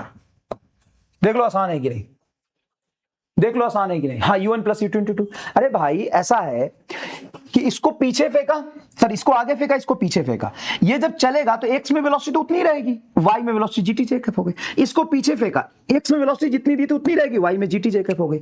अब इन दोनों का डॉट प्रोडक्ट अगर जीरो हो गया, किसी भी t टाइम पे इसकी वेलोसिटी ये होगी और t टाइम पे उसकी वेलोसिटी ये होगी, ये दोनों लिखना सिखाया है। अगर ये दोनों परपेंडिकुलर है तो डॉट प्रोडक्ट जीरो हो जाएगा, तो डॉट प्रोडक्ट करके जीरो पुट किया, टाइम आ गया, एकदम सही है, टाइम आ गया, एकदम सही है। अब इतने टाइम पे ये कितना आगे गया और ये कितना पीछे गया निकाल लो। डिस्टेंस बराबर होगा x1 इंटू x2, x1 होगा u1t और u2t, t बाहर निकल गया तो u1 प्लस u2 अंदर आ गया, t की वैल्यू पुट कर दो। बताओ इसमें क्या डाउट हो सकता है बेटा, बताओ इसमें कोई डाउट हो सकता है। रेंज का u1 and u2 relative motion, अरे रिलेटिव तो पढ़ा ही नहीं ना बेटा अभी। अरे एक्स एक्सिस में डिस्टेंस होता है स्पीड इंटू टाइम, तो इसका डिस्टेंस हो गया स्पीड इंटू टाइम और इसका डिस्टेंस हो गया स्पीड इंटू टाइम, खत्म, और दोनों का डिस्टेंस जोड़ दिया। ए बुड़बक हो यार तुम बहुत। रिलेटिव, रिलेटिव की डैश, तुम यहां से डिस्टेंस निकालो ये कितना आगे गया, यहां से डिस्टेंस निकालो ये कितना पीछे गया। डिस्टेंस बराबर क्या होता है, speed into time, that's it, speed into time. अच्छा सवाल है ये। और तुमको इसमें अप्रोच क्या था कि वेलोसिटी वेक्टर दोनों में लिख के डॉट प्रोडक्ट ले लो, वेलोसिटी वेक्टर लिख के डॉट प्रोडक्ट ले लो, और कुछ नहीं।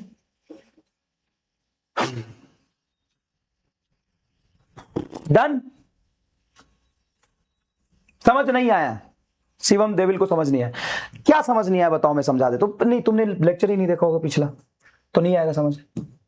पिछला लेक्चर ही नहीं देखा हो तो कैसे आएगा समझ बताओ, पिछला लेक्चर ही नहीं देखा हो तो कैसे आएगा समझ बताओ, तो गलत बात है ना। नो डाउट समझ आ गया, चलो बहुत बढ़िया। ये देखो बेटा, इसमें मोशन एक्स और वाई अलग करके देखना, पूरी अच्छे तरीके से तुमको समझ आएगी। सवाल बहुत आसान है कि एक बॉल को u मतलब 100 मीटर पर सेकंड से मान लो फेंका है at an angle of projection 53 degree starting में। पार्टिकल प्रोजेक्टाइल पाथ पे गया है P पॉइंट पे, जब वो हॉरिजॉन्टल से 37 डिग्री पे चल रहा था उसकी स्पीड कितनी होगी बताओ। सिर्फ इतना आसान सा सवाल पूछा है, तुम बहुत अच्छे से कर सकते हो। कंसेप्ट यही लगाना है कि horizontal velocity in horizontal velocity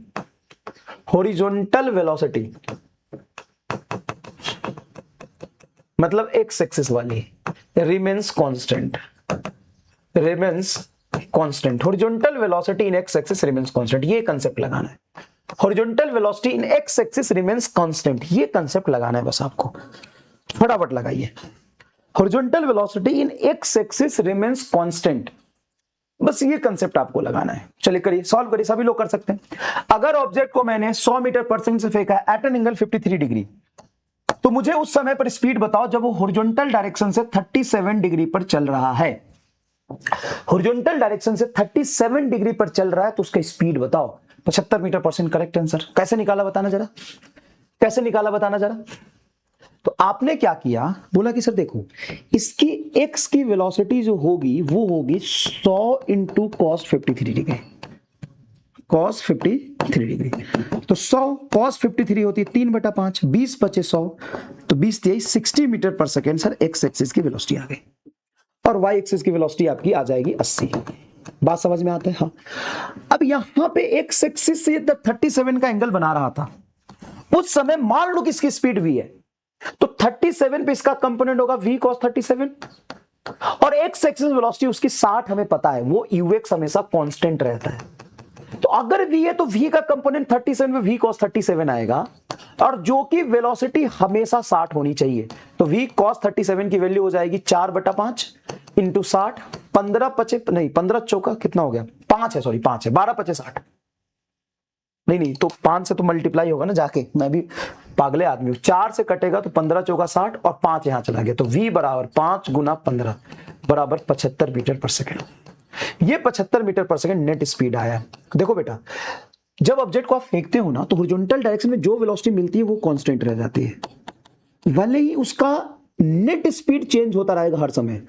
net speed हर समय चेंज होगा, क्यों? क्योंकि y की स्पीड चेंज हो रही है तो नेट स्पीड चेंज होगा। अब किसी भी एंगल पे अगर नेट स्पीड का कंपोनेंट लोगे x में तो वो कांस्टेंट ही रहेगा। x एक्सिस की वेलोसिटी कांस्टेंट होती है इसीलिए।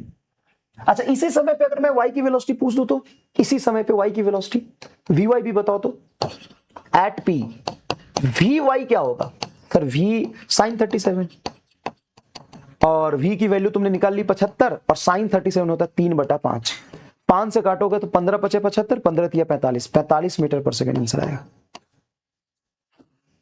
ठीक है। अच्छा, मैं तुम्हें ये बोलूं कि मुझे टाइम बताओ कि वो कितने देर में पहुंचा होगा इस P पॉइंट पे। Find V and time to reach P। P पर पहुंचने में टाइम कितना लगा है, ये कैसे सोचोगे जरा बताओ। P पर पहुंचने में टाइम कितना लगा है, for the time, calculation of the time. Find time to reach P, find time to reach P, find time to reach point P। P पर पहुंचने का टाइम बताओ कितना होगा। टाइम P पर पहुंचने का टाइम बताओ क्या होगा। मैं तुमको हिंट देता हूं, सिर्फ वर्टिकल डायरेक्शन में मोशन के बारे में सोचो, सिर्फ वर्टिकल डायरेक्शन में मोशन के बारे में सोचो, सिर्फ वर्टिकल डायरेक्शन में मोशन के बारे में सोचो, तुम निकाल लोगे 12.5 सेकंड। भाई मतलब सच में मेरा मन कर रहा है ना कि तुम्हें गले लगा लूं, जिन लोगों ने 12.5 सेकंड आंसर दिया है। कैसे सोचो, अगर मैं तुम्हें बोलूं फाइनल वेलोसिटी इन y बराबर इनिशियल वेलोसिटी इन y plus ay into T, बताओ p पर का टाइम पूछा तो p का फाइनल वेलोसिटी नीचे की तरफ है तो -45 बराबर ये हो गया तुम्हारा 80 प्लस नीचे माइनस लिया है तो -10 इंटू टी, -10 टी को इधर ले जा, 10 टी बराबर हो जाएगा 80 और 45 125, टी बराबर हो गया 12.5 सेकेंड। आंसर ये आंसर है। सिर्फ वाई एक्सिस में मोशन सोचो ना। हाँ सर, तो बड़ा आसान है कि initial velocity t is equal to 0 पे y डायरेक्शन में 80 है, और यहां पे y डायरेक्शन में वेलोसिटी निकाल ली। तो तुमने टाइम ऑफ फ्लाइट नहीं निकाला, तुमने मैक्सिमम हाइट पर पहुंचने का टाइम नहीं निकाला, तूने जनरलाइज टाइम निकाला। नीट में आज तक ऐसा सवाल कभी पूछा ही नहीं है। U by g sine theta से भी कर सकते हैं क्या? एक्स एक्सिस से 53 ऊपर, एक्स एक्सिस से 37 नीचे। और साला ये तो डेटा ऐसा है कि एक्स से 53 ऊपर फेंका था और एक्स एक्सिस से 37 नीचे, मतलब ये 90 डिग्री पर पहुंचा है टोटल देखा जाए तो। ये जब फेंका था तो एक्स एक्सिस से 53 ऊपर था u, और 53 और 37 90 हो गया। ये t बराबर u बाई जी साइन 37 भी, साइन थीटा भी इतना ही आना चाहिए। u है तुम्हारा 100 बटा g की वैल्यू 10 और साइन 53 होता है 4/5। तो 5 से 2 4 10 100 बटा 8, 100 बटा 8, 100 बटा 8 होता है तो है 12.8, 12.5 सेकेंड। और साला तो परपेंडिकुलर होने का जो टाइम होना चाहिए वो भी निकल गया। देखिए इधर किसने सोचा था, ये जो भी सोचा था बहुत तगड़ा सोचा था। और मैंने नहीं सोचा भाई, तुम बोलोगे हमको कैसे समझ आएगा, तो मैं नहीं समझा, तुम में से किसी ने बताया कि सर ये तो परपेंडिकुलर भी हो रहा है पी पर। देखो जब फेंका था तो एक्स एक्सिस से 53 ऊपर था और यहीं पे पी पे एक्स एक्सिस से 37 नीचे, मतलब टोटल एंगल 90 का हो रहा है। यहां पे क्या शानदार सोचा है, क्या शानदार सोचा है, सोचा। तो सुनो ध्यान से, एक्स एक्सिस वेलोसिटी हमने 7 निकाली। हाँ यहां पे मुझे स्पीड चाहिए था, v का एक्स कंपोनेंट लेके सॉल्व कर लिया। tan से क्यों नहीं निकाला? tan का क्या करूंगा बे? हाँ tan से, अरे बाप रे तू गधा है क्या? tan से निकाल ले, क्या प्रॉब्लम है? करेक्ट, tan से निकाल लो। हाँ tan से निकाल ले। vx हमें से पता है तो कह रहा है कि ये vx tan 37 बराबर vy बाई vx। बिल्कुल सही कह रहा है, v भी निकालने की जरूरत नहीं है, एकदम सही कह रहा है। सर कह रहा है कि जो vy आपने निकाला है ना वो tan से निकाल लो, v देखने की जरूरत नहीं पड़ेगी। एकदम सही कह रहा है तुम। तो मुझे v निकालना था इसलिए मैंने v निकाला, नहीं तो ये जो vy तो निकाल रहा है, vy के लिए tan से भी कर सकते थे, निकाल नहीं पे। tan 37 होता है परपेंडिकुलर vy बटा 60। tan 37 कितना होता है? 3/4, 3/4 vy बाई 60, 15 15 दिया 45, vy बराबर 45। भाई साहब क्या शानदार है तू रे।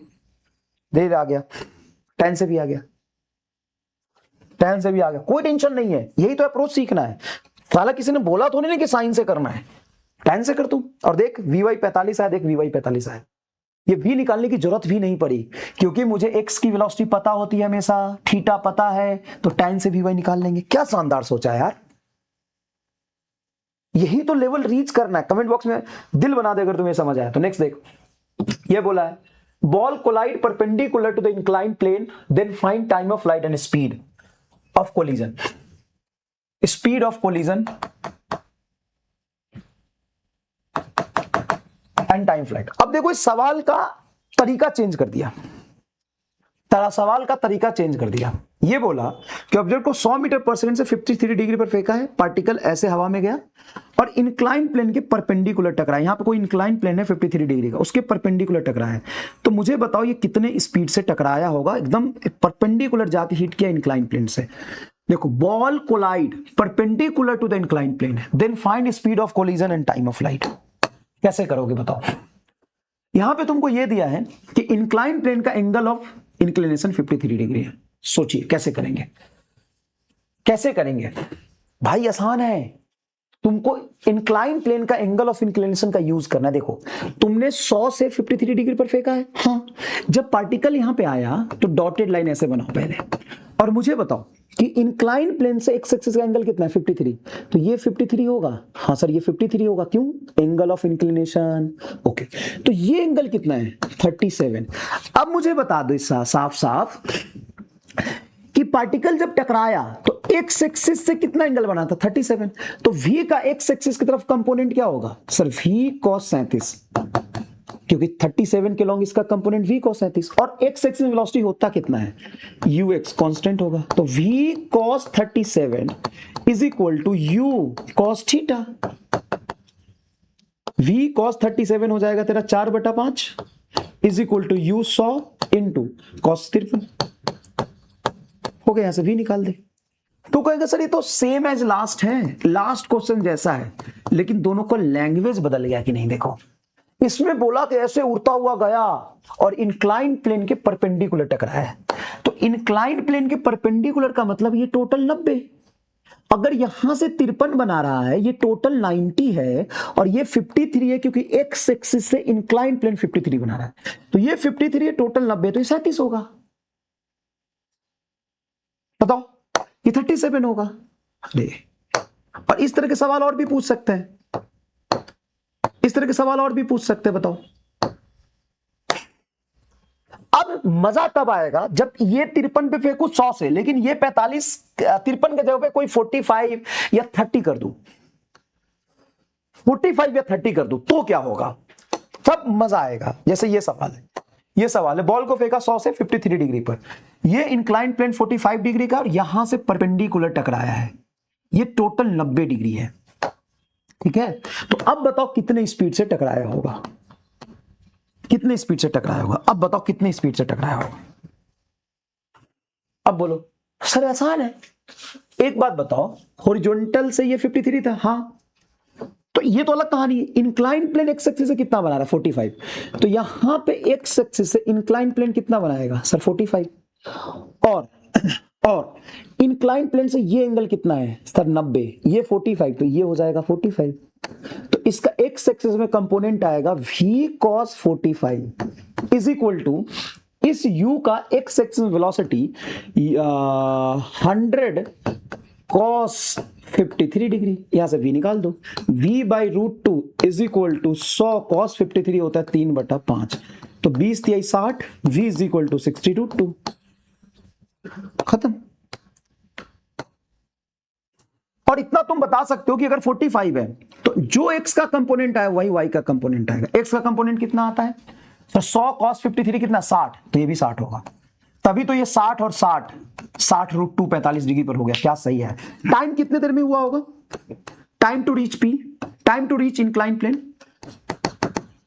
Time to reach incline plane, incline plane, time to reach incline plane, ये क्या होगा sir, time to reach incline plane हो जाएगा फाइनल वेलोसिटी बराबर initial velocity into A Y into T. Final velocity 60 minus के साथ इनिशियल वेलोसिटी तुम्हारा 80 ऊपर में है, ये 60 आता है तो ये 80 आएगा ना, कितनी बार कंपोनेंट लू, माइनस ए वाई हो गया जी, मतलब 10 इंटू टी, 10 टी को इधर ले जाओ तो ये हो गया 140, तो टी बराबर होगा 14 सेकेंड, इज योर आंसर।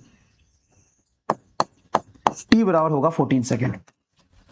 भाई साहब गजब हो बे तुम, हाँ मैं नहीं खेल रहा तुम्हारे साथ, पहले ही तुम सारा जवाब दे देते हो। मजा आ गया कि नहीं आ गया बताओ, मतलब समझ रहे हो तुम किस लेवल पे पहुंच गए हो।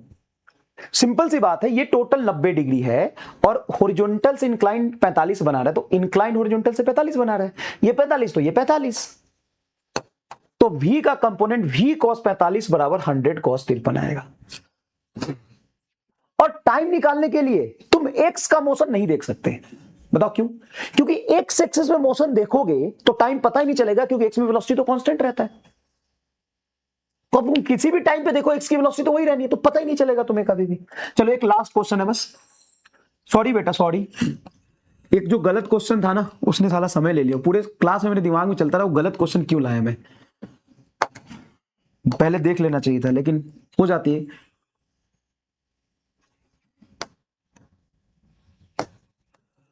कोई बात नहीं, एक सवाल तुम कर लो बस, छोटा सा सवाल दे रहा हूं। मान लो एक ऑब्जेक्ट को मैंने 100 मीटर पर सेकंड से फेंका है, कोई दिक्कत नहीं है, 100 मीटर पर सेकंड से, एट एन एंगल 53 डिग्री ही फेंका है, ठीक है, एट एंगल 53 डिग्री ही फेंका है। अब एक बात बताओ, अगर मैं वर्टिकल एक्सीलरेशन यहां पे 10 ना देके 8 मीटर पर सेकंड स्क्वायर दे दूं और हॉरिजॉन्टल एक्सीलरेशन में पीछे दे दूं 6 मीटर पर सेकंड स्क्वायर, तो मुझे इसका टाइम ऑफ फ्लाइट और मैक्सिमम हाइट बताओ, time of flight and maximum height बताओ जल्दी से, time of flight, maximum height and range बताओ, रेंज बताओ, time of flight, maximum height and range बताओ जल्दी से जल्दी से जल्दी से। टाइम ऑफ फ्लाइट बेटा सच में नो प्रॉब्लम, लेकिन ना एक एक सेकंड का कीमत मैं समझता हूं, तुम्हारे एक एक सेकंड का कीमत समझता हूं, एक एक सेकंड का, उसको बहुत इंपॉर्टेंट समझना। संघर्ष IIM का आ गया, बहुत बढ़िया, बहुत बढ़िया बात है यार, एनएलएम का संघर्ष असाइनमेंट कर रहे हो तुम बिना पढ़े, ये तो बहुत अच्छी बात है। ये वाई एक्सिस, ये एक्स एक्सिस। चलो फटाफट बताओ, फटाफट फटाफट जल्दी फटाफट बताओ सर। देखो सबसे पहले तो हमें इसका कंपोनेंट लेना पड़ेगा, ये आ जाएगा u, x हो जाएगा 100 cos 53, 100 cos 53 60 metre per second, और ui हो जाएगा बेटा 80 मीटर पर सेकेंड। तो अगर मैं यहां पर ध्यान से देखूं, अगर मैं ध्यान से देखूं तो for time of flight motion in y axis, motion in y axis, for time flight motion in y axis, तुम बोलोगे कि देखो टाइम ऑफ फ्लाइट होगा 2ui बटा एक्सेलरेशन अलोंग वाई एक्सिस। तो 2ui की वैल्यू बोलो 80, और हर g तुम्हारा 8 है, तो 8 से कटेगा 10, टाइम ऑफ फ्लाइट 20 सेकेंड आएगा, मानते हो। मैक्सिमम हाइट आएगा ui का होल स्क्वायर बटा 2 इंटू ए वाई, ये हो जाएगा तुम्हारा 80 गुना 80 बटा 2 इंटू 8, 8 से कटेगा 10 है ना, और 2 से कटेगा 5, तो 8 बचे 40, 400 मीटर आएगा क्या। और रेंज हो जाएगा x की, रेंज हो जाएगा ux into time of flight plus half x into T square, ऐसे रेंज निकालना पड़ेगा। मैक्सिमम हाइट के लिए तो वर्टिकल वेलोसिटी तुम जीरो लेके कर रहे हो कि भाई यहां तक मुझे देखना है जब वर्टिकल वेलोसिटी जीरो हो गई है। 20 सेकेंड बिल्कुल, 400 मीटर बिल्कुल, 600, बहुत सही, बहुत सही, बहुत सही बेटा, बहुत सही। ठीक है, अब रेंज निकाल दो कितना होगा, रेंज भी ढंग से निकाल देना। रेंज कुछ लोगों का 600 आया, कुछ लोगों का 0 आ रहा है, जैसा भी आ रहा है, जैसा भी आ रहा है कोई दिक्कत नहीं, जैसा भी आ रहा है कोई दिक्कत नहीं। अब मान लो कि मैं एक इनक्लाइंड प्लेन लेता हूं, ध्यान से देखना, मैं इनक्लाइंड प्लेन लेता हूं ऐसा, ऐसा, और यहां से एंगल इसका है 53 डिग्री, या ऐसे ले लेता हूं 37 डिग्री, 37 डिग्री एंगल ले लेता हूं, और यहां से एक बॉल को मैंने इस तरफ फेंका है 53 डिग्री पर, ऐसे, ओह सॉरी, ऐसे ऐसे 53 डिग्री पर u बराबर 100 मीटर पर सेकंड से। तो इसका टाइम ऑफ फ्लाइट बताओ क्या हो, ये सवाल है मान लो तुम्हारा। अब देखो ये इंक्लाइन प्लेन है, हाँ सर ये तो इंक्लाइन प्लेन है। अब ये सवाल करना तो टफ हो गया सर जी। अब अगर देखा जाए तो अपने आप में ये टफ सवाल हो गया, projectile motion on incline plane हो गया कहने के लिए, ये ना कहने के लिए क्या हो गया, projectile motion on incline plane. लेकिन अगर मैं इसमें थोड़ा दिमाग लगाऊं, इसको कॉपी करके यहां ले आता हूं, ठीक है, और देखना इसको मैं थोड़ा सोचने के लिए ऐसे घुमा दूं, ऐसे, एक मिनट, पहले तो ऐसे ही रखो, पहले तो ऐसे रखो, और मुझे बताओ acceleration due to gravity vertical लगता है, हाँ सर जी डाउनवर्ड लगता है, तो यहां पे मैं जी डाउनवर्ड ही बना लेता हूं। अब एक बात बताओ, इंक्लाइंड प्लेन के लॉन्ग तुम्हें वेक्टर में मैंने सिखाया था, ये कंपोनेंट होता है जी साइन 37, और ये कंपोनेंट होता है जी कॉस 37, याद है, याद है कि इंक्लाइंड प्लेन के परपेंडिकुलर जी का कंपोनेंट ले सकते हैं, हाँ सर ले सकते हैं, हाँ सर ले सकते हैं। अब सुनना अच्छे से, बस मैं छोड़ रहा हूं बेटा, छोड़ रहा हूं, बस सुनना अच्छे से, 1 मिनट बस देख ले, 1 मिनट देख ले। अगर मैं इसको कॉपी करके मैं यहां ले आऊं और तुम्हें बोलूं कि एक काम करो, इसको ना थोड़ा ऐसे घुमा लो और इंक्लाइंड प्लेन को थोड़ा हॉरिजॉन्टल बना के देखो। अब अगर तुम इसको ऐसे घुमा लोगे तो ये तुम्हारा एक्स एक्सिस नया वाला और ये तुम्हारा नया वाई एक्सिस हो गया। कहने के लिए इसको मैं नया एक वाई एक्सिस मान सकता हूं, इसको नया एक्स एक्सिस मान सकता हूं।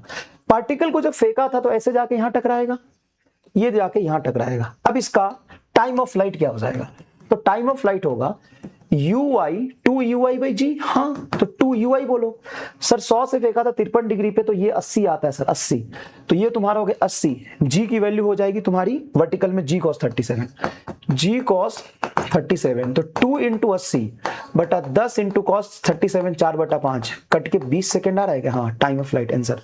ये हो गया तुम्हारा projectile motion in inclined plane, खत्म। ये है तुम्हारा projectile motion on inclined plane, on inclined plane, खत्म हो गया, हो गया। 16 कैसे आया बेटा, 16 कैसे आया, 16 कैसे आया? मैं कह रहा हूं कि ये एंगल ऑफ इंक्लिनेशन 37 था और यहां से 53 पे फेंका है मैंने ऐसे, तो इस 53 का कंपोनेंट एक एक्स में होगा, एक वाई में होगा, तो इधर आ जाएगा तुम्हारा 60, इधर हो जाएगा 80। देखो ना, ये एक्स एक्सिस और ये वाई एक्सिस। अब मैं इस इंक्लाइन प्लेन को ऐसे घुमा लेता हूं, जी का कंपोनेंट एक्स एक्सिस की तरफ जी साइन 37 आता है, परपेंडिकुलर जी cos 37 होता है। वेक्टर में मैंने पढ़ा है, लॉज ऑफ मोशन में खूब पढ़ते। जब मैंने इसको घुमाया तो ये नया वाला एक्स एक्सिस हो गया और ये नया वाला वाई एक्सिस हो गया, तो 100 का उधर ऊपर कंपोनेंट 80 और इधर 60। अब सिर्फ तुम वाई में मोशन देखो, तो वाई में जी नहीं है, जी cos 37 है सिर्फ वाई में। मतलब मैं कह रहा हूं कि ये एक्चुअल में था, जी नीचे था, इस डायरेक्शन में मैं मोशन देखना चाह रहा हूं, तो इसको मैंने घुमा कैसे कर दिया, ये देखो तुम्हारा हो गया projectile motion on incline plane. हाँ 90 डिग्री से भी आ रहा है, तुम वो देखोगे वैसे 37 और 53 एक्चुअली वर्टिकली हो गया, तो ऊपर जाके नीचे आएगा, तो वैसे भी कर सकते हो तुम कि 100 हो गया। अच्छा ऐसे भी देखो सर, इतना देखने की जरूरत नहीं है, 37 एंड 53 है, तो सर एक्चुअल में ऊपर ही 100 फेंका है मैंने, तो ऊपर 100 फेंका तो ऊपर जाने का 10, नीचे आने का 10। सर टाइम ऑफ फ्लाइट तो इसका 20 सेकेंड ही होना चाहिए, क्योंकि ये तो लग रहा है सीधा ऊपर फेंका तो यही आ जाएगा। हाँ होना चाहिए, लेकिन मैंने क्या किया, थोड़ा समझने की कोशिश करो।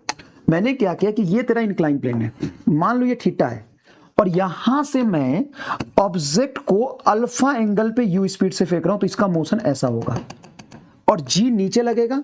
तो अगर ये थीटा है तो इंक्लाइन प्लेन के लॉन्ग होता है जी साइन थीटा और इधर होता है जी cos थीटा। अब ये इंक्लाइन प्लेन प्रॉपर हो गया। हाँ सर। अब मुझे कह रहा है इसमें टाइम ऑफ फ्लाइट निकालो, अब मुझे कह रहा है इसका टाइम ऑफ फ्लाइट बताओ। मैं पता है कैसे करूंगा, मैं सोचूंगा कि इसको हॉरिजॉन्टल कर देता हूं ऐसे। अगर मैं इसको हॉरिजॉन्टल कर देता हूं, अब ये नया एक्स एक्सिस मान लो हो गया और ये नया वाई एक्सिस हो गया, तो वाई के अलोंग वेलोसिटी हो गया यू साइन अल्फा। देखो ना, इसका vertical velocity you sine alpha, देखो ये अल्फा बना रहा, और ये हो गया तुम्हारा जी cos थीटा। तो टाइम ऑफ फ्लाइट आएगा 2 ui हो गया यू साइन अल्फा बटा एक्सीलरेशन हो गया जी cos थीटा। ये इसका टाइम फ्लाइट आ जाएगा। ये समझ में आ गया तो कमेंट बॉक्स में आग लगा दो एक बार। 8 से क्लास स्टार्ट करो, 10 से क्लास स्टार्ट करो। ठीक है बेटा, आपकी भी गलती नहीं है। बाय।